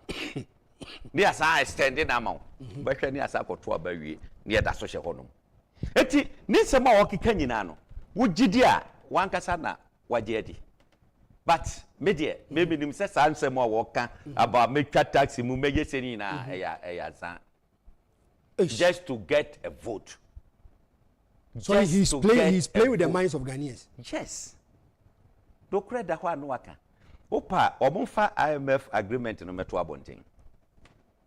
Ne yenhwe. Journalists kese mo use RTI. Right to information. Kese mo use. Na mo dije agreement na mo hwese nsem abika no. Eja do kra na. It is ogaja say e wo be ba. Oh, member tax amnesty. Obi odika bia metwam. Is it not? I mean, with that disrespect, is it not consent? Eh? Wona wo IMF for aso mene. O se oba, ubetwa obi aka wadim. Hey, e ka man for the na mo dey budget o. What that here? Etimo try say mo budget kakra. Yes if bi kra be ka ho. I'm saying you do 17, I say do 24. That's right. Hwe. Ebra IMF oba. Won say no mo say you're debt to GDP. Na 70 something. Yes. IMF transit. And I'm say na cocoa syndicated loan no e ka ho. Om say da bi. We e ka ho. Om say da bi. Om say yankeka ni nyina mom. Because ni nyina e ka. Wonim say cocoa syndicated loan enko consolidated fund mo. It is ye buka na one ma wadwena enko ho sharpa. Wo be yi anu na frim. Omukeka ni nyina bo mu wiye no na debt to GDP eye 104%. Ghana. But say one change na the youth of this country. Ama alam kojo tremanten amedi o ma yadimu a. Hey. Ebe ye hu. Na den. Eyi me kai pa yi. Je akufo take you over this country.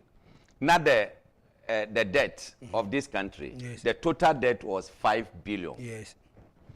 Ebra we the 8 years no. Now akọ 9 billion. What the 4 billion account. One and 100%. Yes. And na Mercy mo bebeje ene John Mahama or mo kono that drew 122 billion. Look at the difference. Yes. What you 9 billion free 122 billion. Over 100. Yes. What you account? I don't know beje. I do show boy.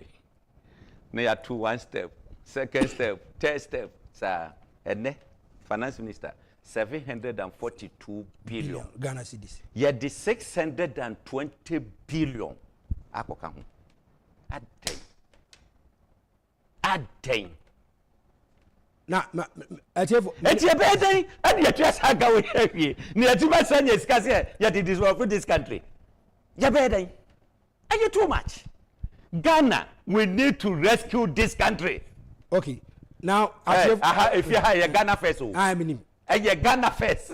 Atiefo any Hopeson Adorye na edin komo live on a 2 TV. You rewrite say now Hopeson my meme so asem. Do say enye o party ayidie. The 24-hour economy ujitum.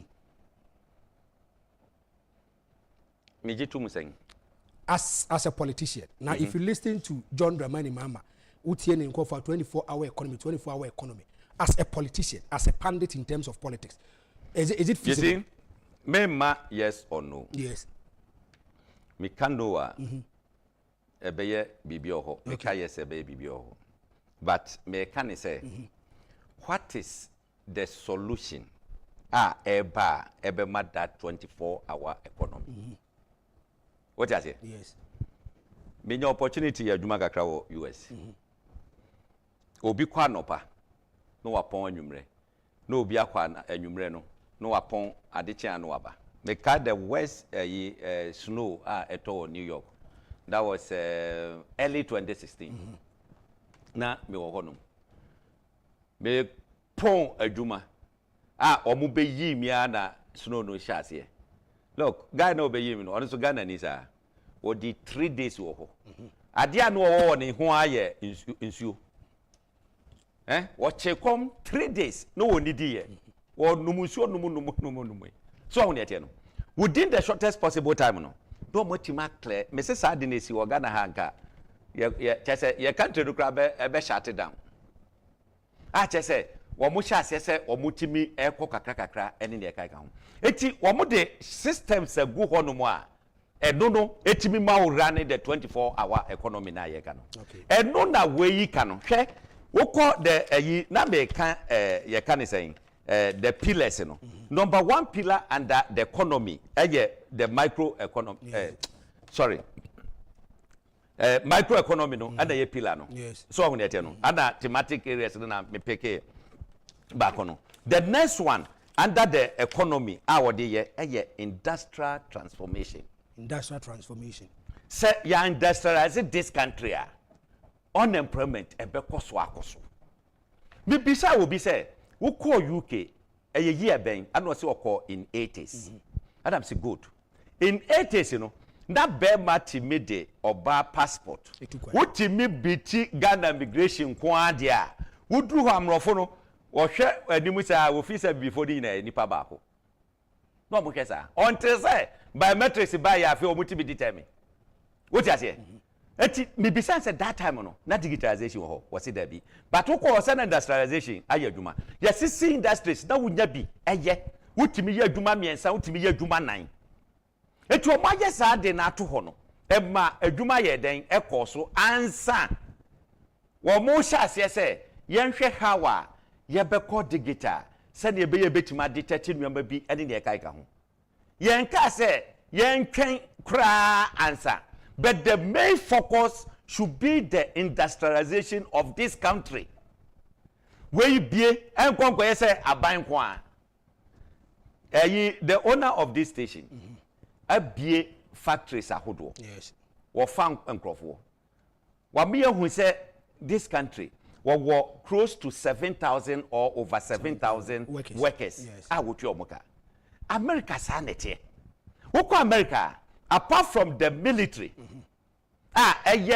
government, central government idiano. All other police grano or nyabako, state bia the police.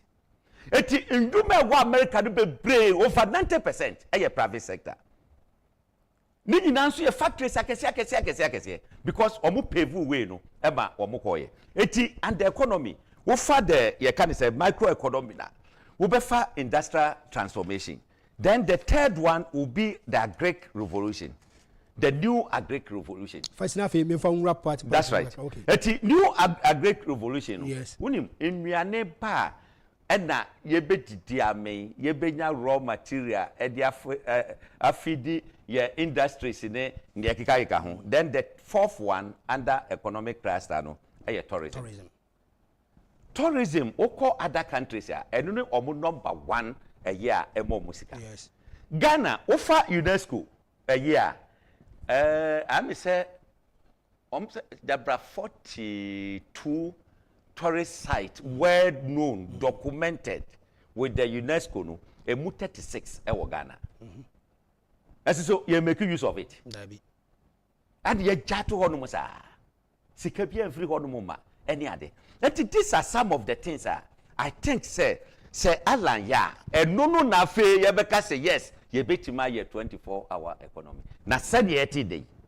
Now go say oh for police. I mean, how many people can you pick in the police service? All right, so I'm live on 2 TV and many director for special duties. Edema Afra Frantuana movement for change. Hopeson Adorye ni dingomo. Hopeson, as an say Kumasi ni Ashanti region yode. Ninja America say MPP for so many 85%. They say and now bon who say there be also an Ashanti region yana. Yeah, na da Frantoni muyana. Your headquarters eye Kumasi. Mo headquarters ni Kumasi. Yeah. Opa for Franto head officer ko Kumasi Pataje. Ehon na head office. Eti me sorry na me call me head officer. What is wrong about that? So on yet. But aside that no, we are working. Mu ya juma. Yeah, juma. Eti ya de ye sabe maker me say I didn't hear what the word miracle. Miracle there na isi aye say miracle si. In century. Adia will be fee say means any possible no. So what the mental news. Oh, that be saying here. Mental possible. Catchy to just. What do you mean say? Me to have me use so. Adia intimacy. Na esi. I'm for say hey, angwangwade bi na esi. So on there no. E bi na be December 7th. E wo krom ha say. Me say Beni here. Yes. Salampo de wanya break akra. Beni de na e close o. Yes. Kwekwe ne sa o sia 1% kura wonya. How kwa Ashanti region say no mo come to Alan de 1%. O de nyabotre. Boko me ye ko ye nim. Unfortunately no, mentimi end this guy say me ho. But me fan crofo ne ye hwe. Hwe. Omo afọ mo ho adwene papa. Oh, Ashanti region. Hey, obi say ye so ye die wom. Ye nim ye dia wom. I was shocked. Who dey nyabote? E ho no kwa dey me. Because me nka ho asem be place. Utie man for to make us and Ashanti region say yi cheda kora ya popular say amanfo tuo di na ti achi. Na wo current pool na mo pools are omo ye ko no. So yes, what is so study. Yes. Yo. What dey munya botre boko. Ukwade ye ko running up ye market tour. Okay. E wo Bono and Bono East. Ye wura sunyane ukwada dwomu ho. Yes. Wednesday market tour. Yes. Kokoshe. And look, me say the way people are yearning for change. You have no idea. Mo na mo ma so obi anfa nko. Ye ko market on say ko ba si obi. Hey say obi timi kasa go ma ba si ni pa. Me say ade be chiama ala ba ye ko akohwe route a obefa ni ade ade. Yes. And ye ko pay ye ho asem yi t-shirt kakra. Hey.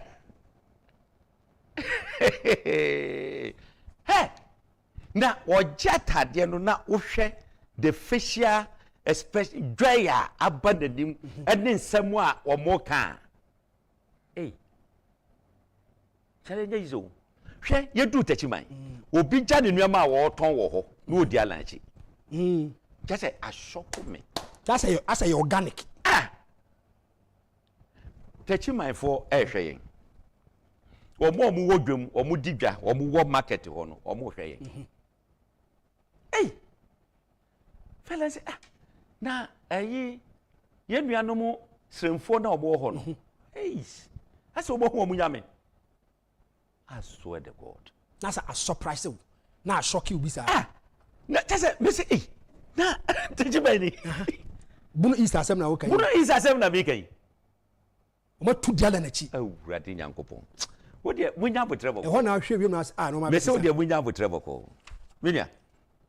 na answer na ya time no commercial break imra o sa ho and say say opa asa book we dia the creative problems we create too much creative problem there be the creative problems too much book we you are me fear and panic kula me say what the mama nko commercial break imra anti Agyapong crusader ye anti Agyapong are self acclaimed that ye are self acclaimed ni ye den I anti Agyapong crusader no o ye crusader no title ya de ma title ya de ma title ya de ma me say ye make sure say Ghana will be Ghana first sabugwe bugwe awrade me see ye be cheche mu ama Ghana ni bi ase we are not fools in this country. Na book ni po twa ekwanim ni po twa yi oh munjai sansem na ya na mukeka ika minim munjai sansem na ya mukeka ika no minim do twa book me se munjai sansem no wonim ni o twa book ni say Hopeson obi a twa book ene alan me ba ala the great transformational plan who say alan kwadwo chemanten ena atwe when me who the author of the book akwa say bible die say bible ye twa bible what kind book no me kan amenti ase manya bia kan ba me kan amenti ase as a technical bi mame nyambotre inside was said the technical team led by DM Oforiata should further evaluate the following details in order to choose the appropriate site. Galam say map no near the atoha no she what you say ye beba so what about me question analyze book we what ho na wo hwa as say we wake up. The only thing to keep this Agyapong is to vote MPP out. Say the city book ya say obi kura ba dwen say bia nkofo no kura twere kura na ati obi wu. When how many times are we book we e brother mo MPP e pie e wo ye meeting ase communication meeting ye bisa ye obi ka say entontwene ye yi rubbish. Now then that time you didn't take it upon yourself to fight this. Oh aya monto mo bo ase nipa na ka asem na ti asem na o ka no ti ase and so what bisa question meet you me say 2008 we raise it at communications meeting Abobi kasi entontwene fake. Now, fake, and so everything in this book is happening one after the other. Abemame series of examples. Memma o boss, the owner of this station. Memma, asema ya kafa no. Na kwese me boa na say, enye adwuma na say eyi. Credit wa Agyapong book no. I'm going for a short commercial break. Hopeson person ye code deep. Credit a compare kwa Agyapong so book no. Say ye kan na Hopeson church ya say. We are going for a short commercial break. Ebeba isi ya.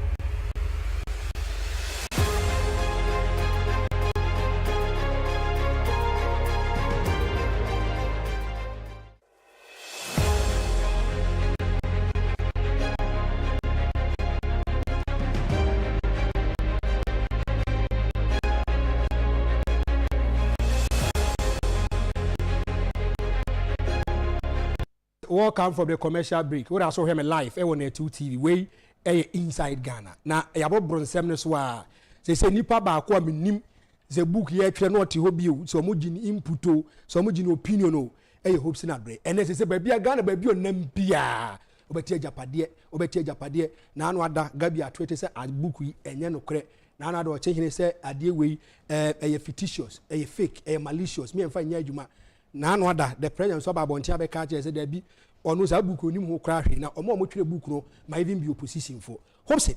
Why pan the twere say how did you know say opposition for some minim esa obisa no who say you na twere then I want opposition for the twere esa obisa adame boa what there for a yinti mempese meye ebeye betrayal of trust into no abusha no ba ko ne make asai enka really ode nyamotre men go so what the me say for lack of you can say for the purposes of confidentiality woman me pese me boni din aka asem o frɛ what no hope so for o dey go for no say it's okay oh cowboy anke you nyamotre hwe sa book we enye MPP asem wo ye MPP ni a memfa wo ho nhyem okay enye MPP asem o etu ye MPP ni a memfa wo ho nye den enhyem ebusua bi asem de yeka okay ebusua no mo agye ato wo se we ni epese yeye ema ye ho ye ma ye nana nkanso a ye nwo wo mo sene wo mo ebe control the nation Ghana wo mo de ebe ka se wo mo ye shakers and movers of the country nana nkanso ye nyan wo mu nyina ha nyabotre emre bia na me start from the forward me say ye beje Ghana si ho oko forward forward was signed signature waha you have signing of Oriata and it was here now before then yes I had a conversation with someone and this book it was only one copy in this world one enti omo a eyo omo dia de hia no mo yi ato ho no mo discuss ya omo wi a omo ato special save ehiem ni aloko they say this can good save no they have a special save for it that's right there maybe an e ka say Nyankopon ti salata ni one particular one omo refie and e ka table so and obi copy so no tamo ye fast etu hwa wo hu say ya photocopy yes no photocopy ni nyina am so draw fie no nya time no de ne phone scan ni nyina put in the soft copy etomu eti ne se wo didija obi a o masa ni panani yeden epre yes say come the ni bre nenam eti di bre nenam yes enti me suspect say ne adidi aja obi ana nipa ne copy so che say tima kwakoto abonten me enyam na me twoye once it's a public document we'll discuss it okay obi antimi si obi akwan say sa book we yan discuss it just obegitum say your book antimi obi anka ho asem ye hu order na order bible ni say ne de ya ye ni nka ho asem but the content we'll discuss it we will discuss it I have a family wo mususu nya bidia eye you have a family wo mususu nya bidia eye aditina the whole Ghana yemfa ye bibia emfa mabusua baako wo ye people ni now fresh out defend we ya na adwena Nyankopon de chewo no wato atwene wo busua nya bi na se wo mpa tena ho na defend share the forward first paragraph was it to our future made up of present and the unborn what here miti adi we omo ya mo dachi eye enne yes ye na ye ti ase ne ewo abusua num ne ye ma na omo ti ase ne no edi omo a ye nya nwo omo na cancel abo okay for whom this will of a nation is being prepared so they feel able to be aware now say where a serious issue ne ka wa ha say no serious issue what you doing was it to our foremost king Oforipeni the prejudice spread across the world for whom and to whom alone this sacred document is prepared ya dia shena dumunyam ye ma sheme we mu nsho say ya dia shena dumunyam because of time mentimi nkan ni nyina but ye bebobo bi so tie ni o kan wa ha say was it with arrival of Nanado we see the rebirth of a second JB Dangwa who has come to the rescue Afi, wo get a point in ba. As a will be my dream. Who did you? Me? I'm not the author of this book. Ben wants to see kind me tears and just some my study. My study ajo. My kind, I kind. It'll be our kind. Wo ye analysis na. Pe. It's What is make kind chapter paragraph of your how do. What's it? Currently, with Nana in total control of the whole entity of Ghana, we have a duty to ensure that we take over the commanding height of the essential fabric of the factory, of the country, in order that even in the event that Nana leaves the scene after the mandatory 8 years, the sons and daughters of Ochimai will be firmly secured and such control, both financially and economically, that can no longer be ignored in the battle to control the destiny of Ghana. Nana Ben ye can some first time, second time. Na one share send me kokwa bawa hano one share metutu bi amane. Some me trust. One share metutu bi amane. What you say? What's it? In doing this, yes, we need to be strategic. Okay. We would have to work with other people from some of the diverse ethnic groups, including some carefully selected people in Ashanti and other diverse ethnicities or land. This will make them believe that they also have a hand in the pie. Hey.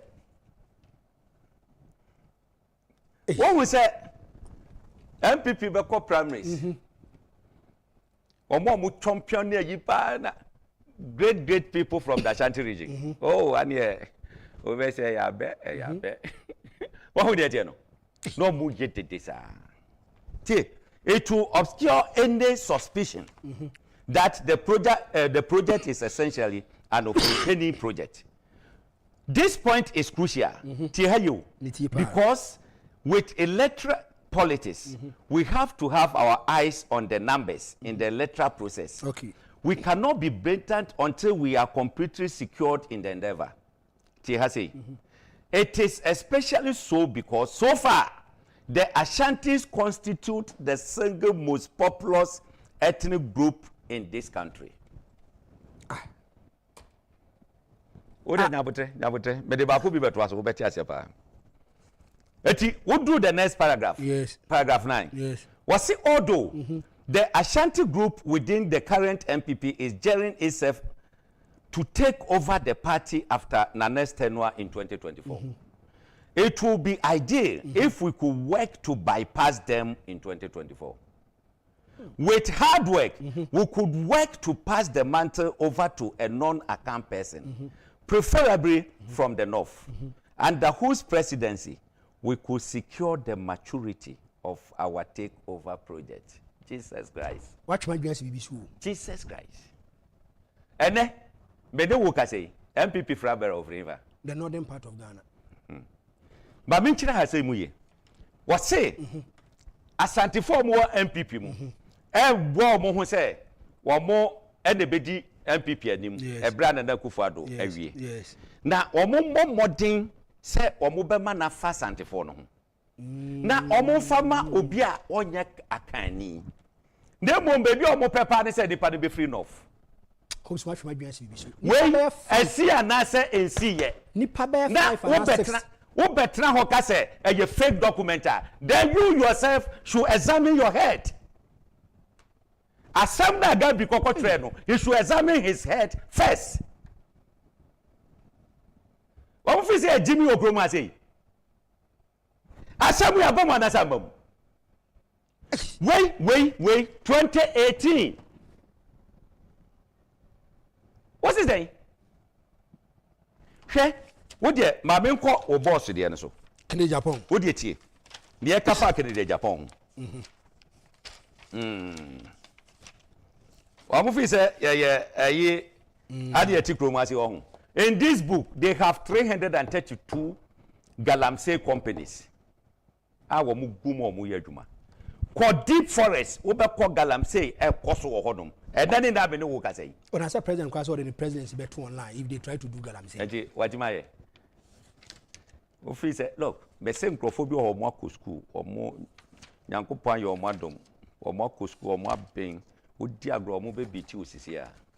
I was what being in the Japan bureau. Kennedy Japan. Yes. T and Yomukafano. Yes. Kennedy Japan. Yes. A very good asset.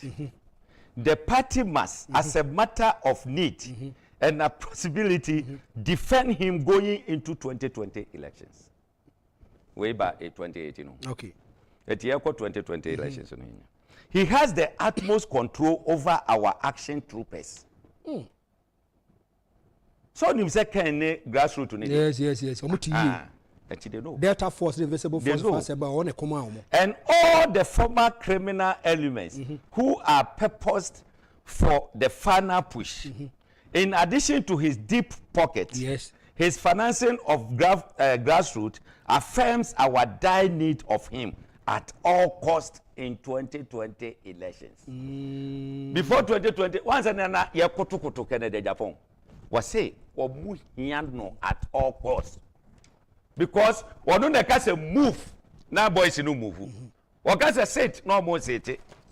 Etino, be beyond Mubaya or Mudibaya Kennedy Agyapong for 2020 elections. One more Ebeyaman. Yes. What we are no say brother fool. While conceding his magnanimity towards the base, his trenchant for being a loose cannon in attacking persons who should be left alone is sometimes worrying. As a result, he must eventually be weighing off as our project reaps dividend. Hey, me say dividends.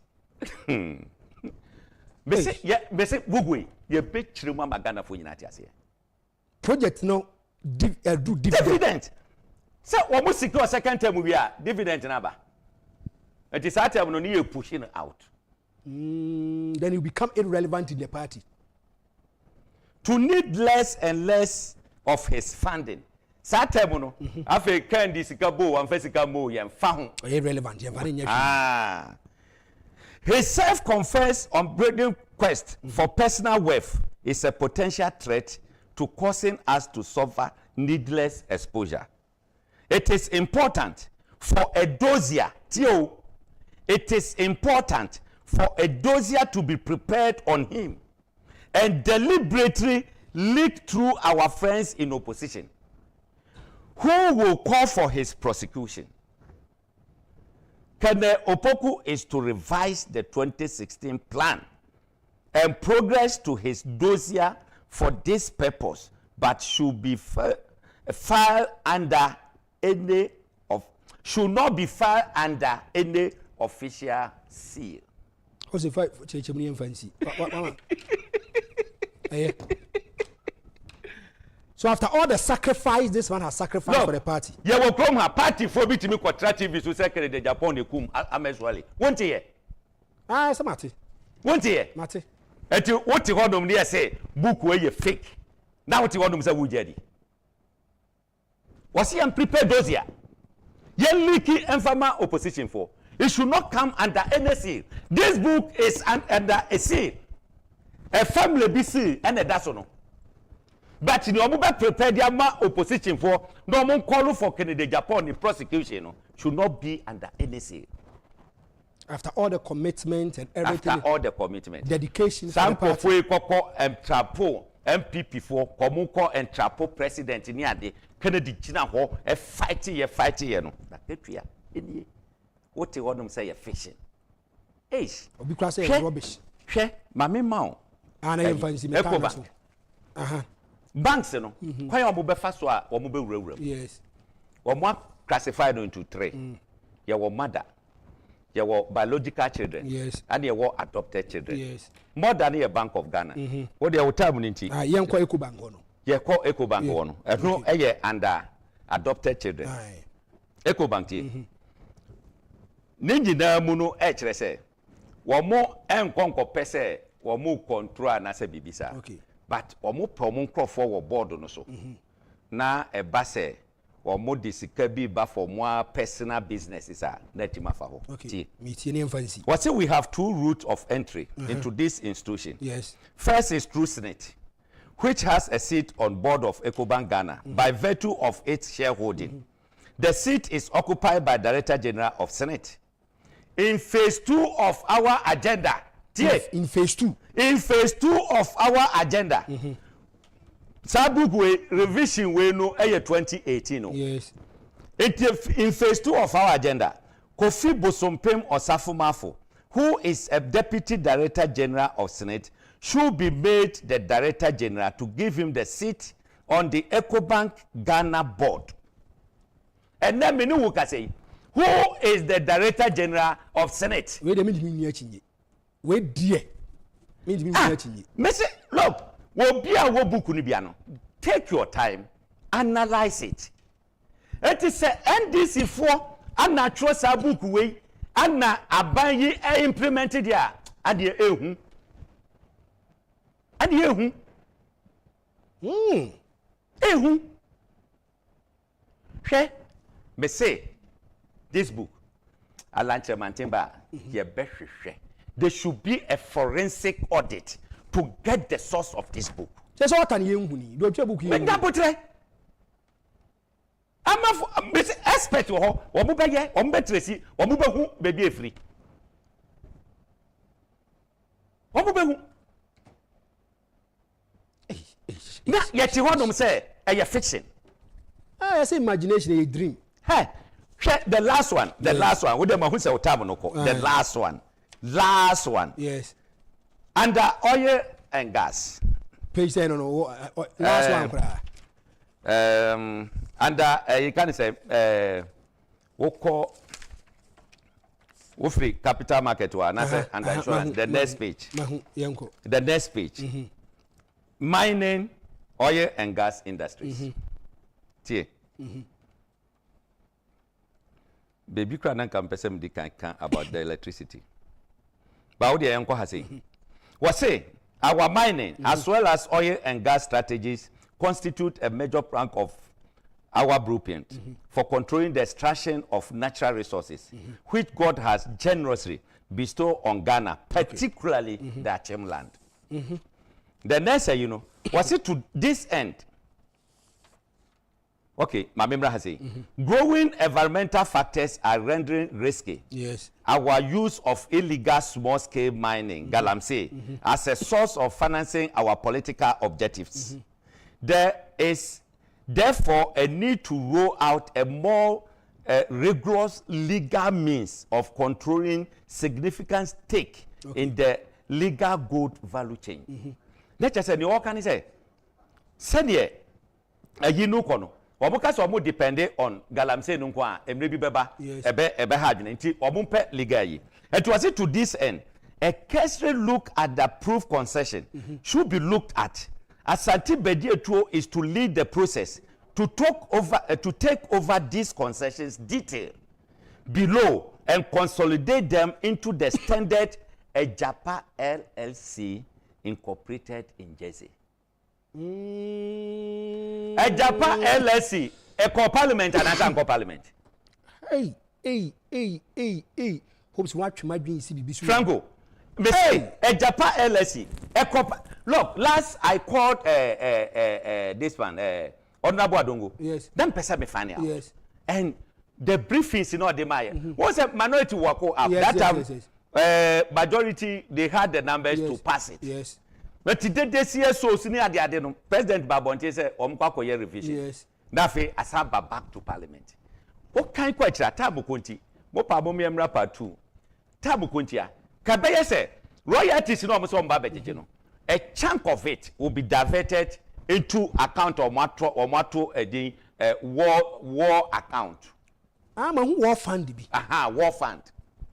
War fund. We are diverting look, what this country, hey, Ghana DBA, sorry, we need to fight this.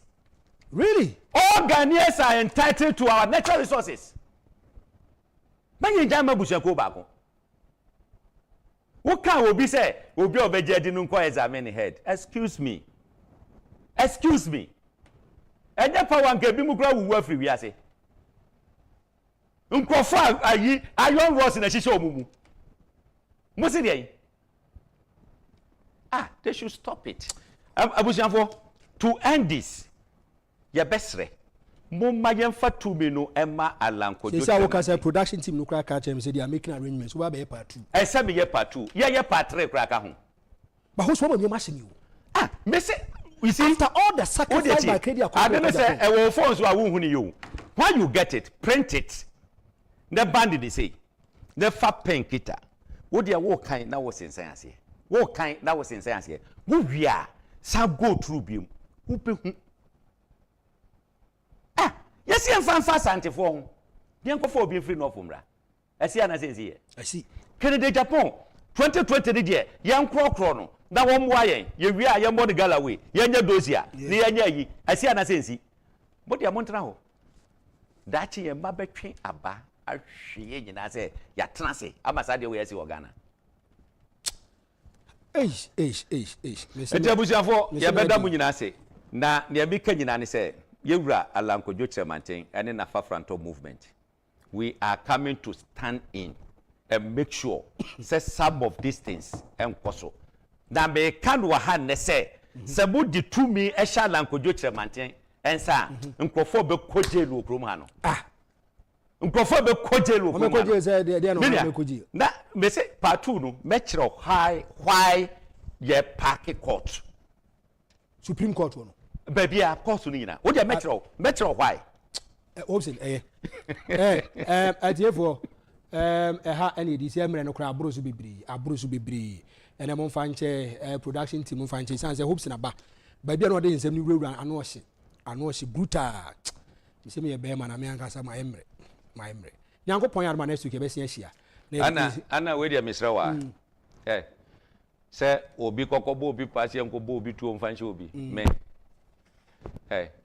opa be bo mi tuo obi a be hu say emoa obi a be hu say emoa Hopeson yem fazi am yarma na suke be se ahia between the hours of 7:30 ekosi 9:30 mamina production team nyina ase MC Light obi a boy e ma dwuma de ba so wa so ahwe so no ye da wase bebre adondo me ye be se ahia until then peace shalom yakro bibia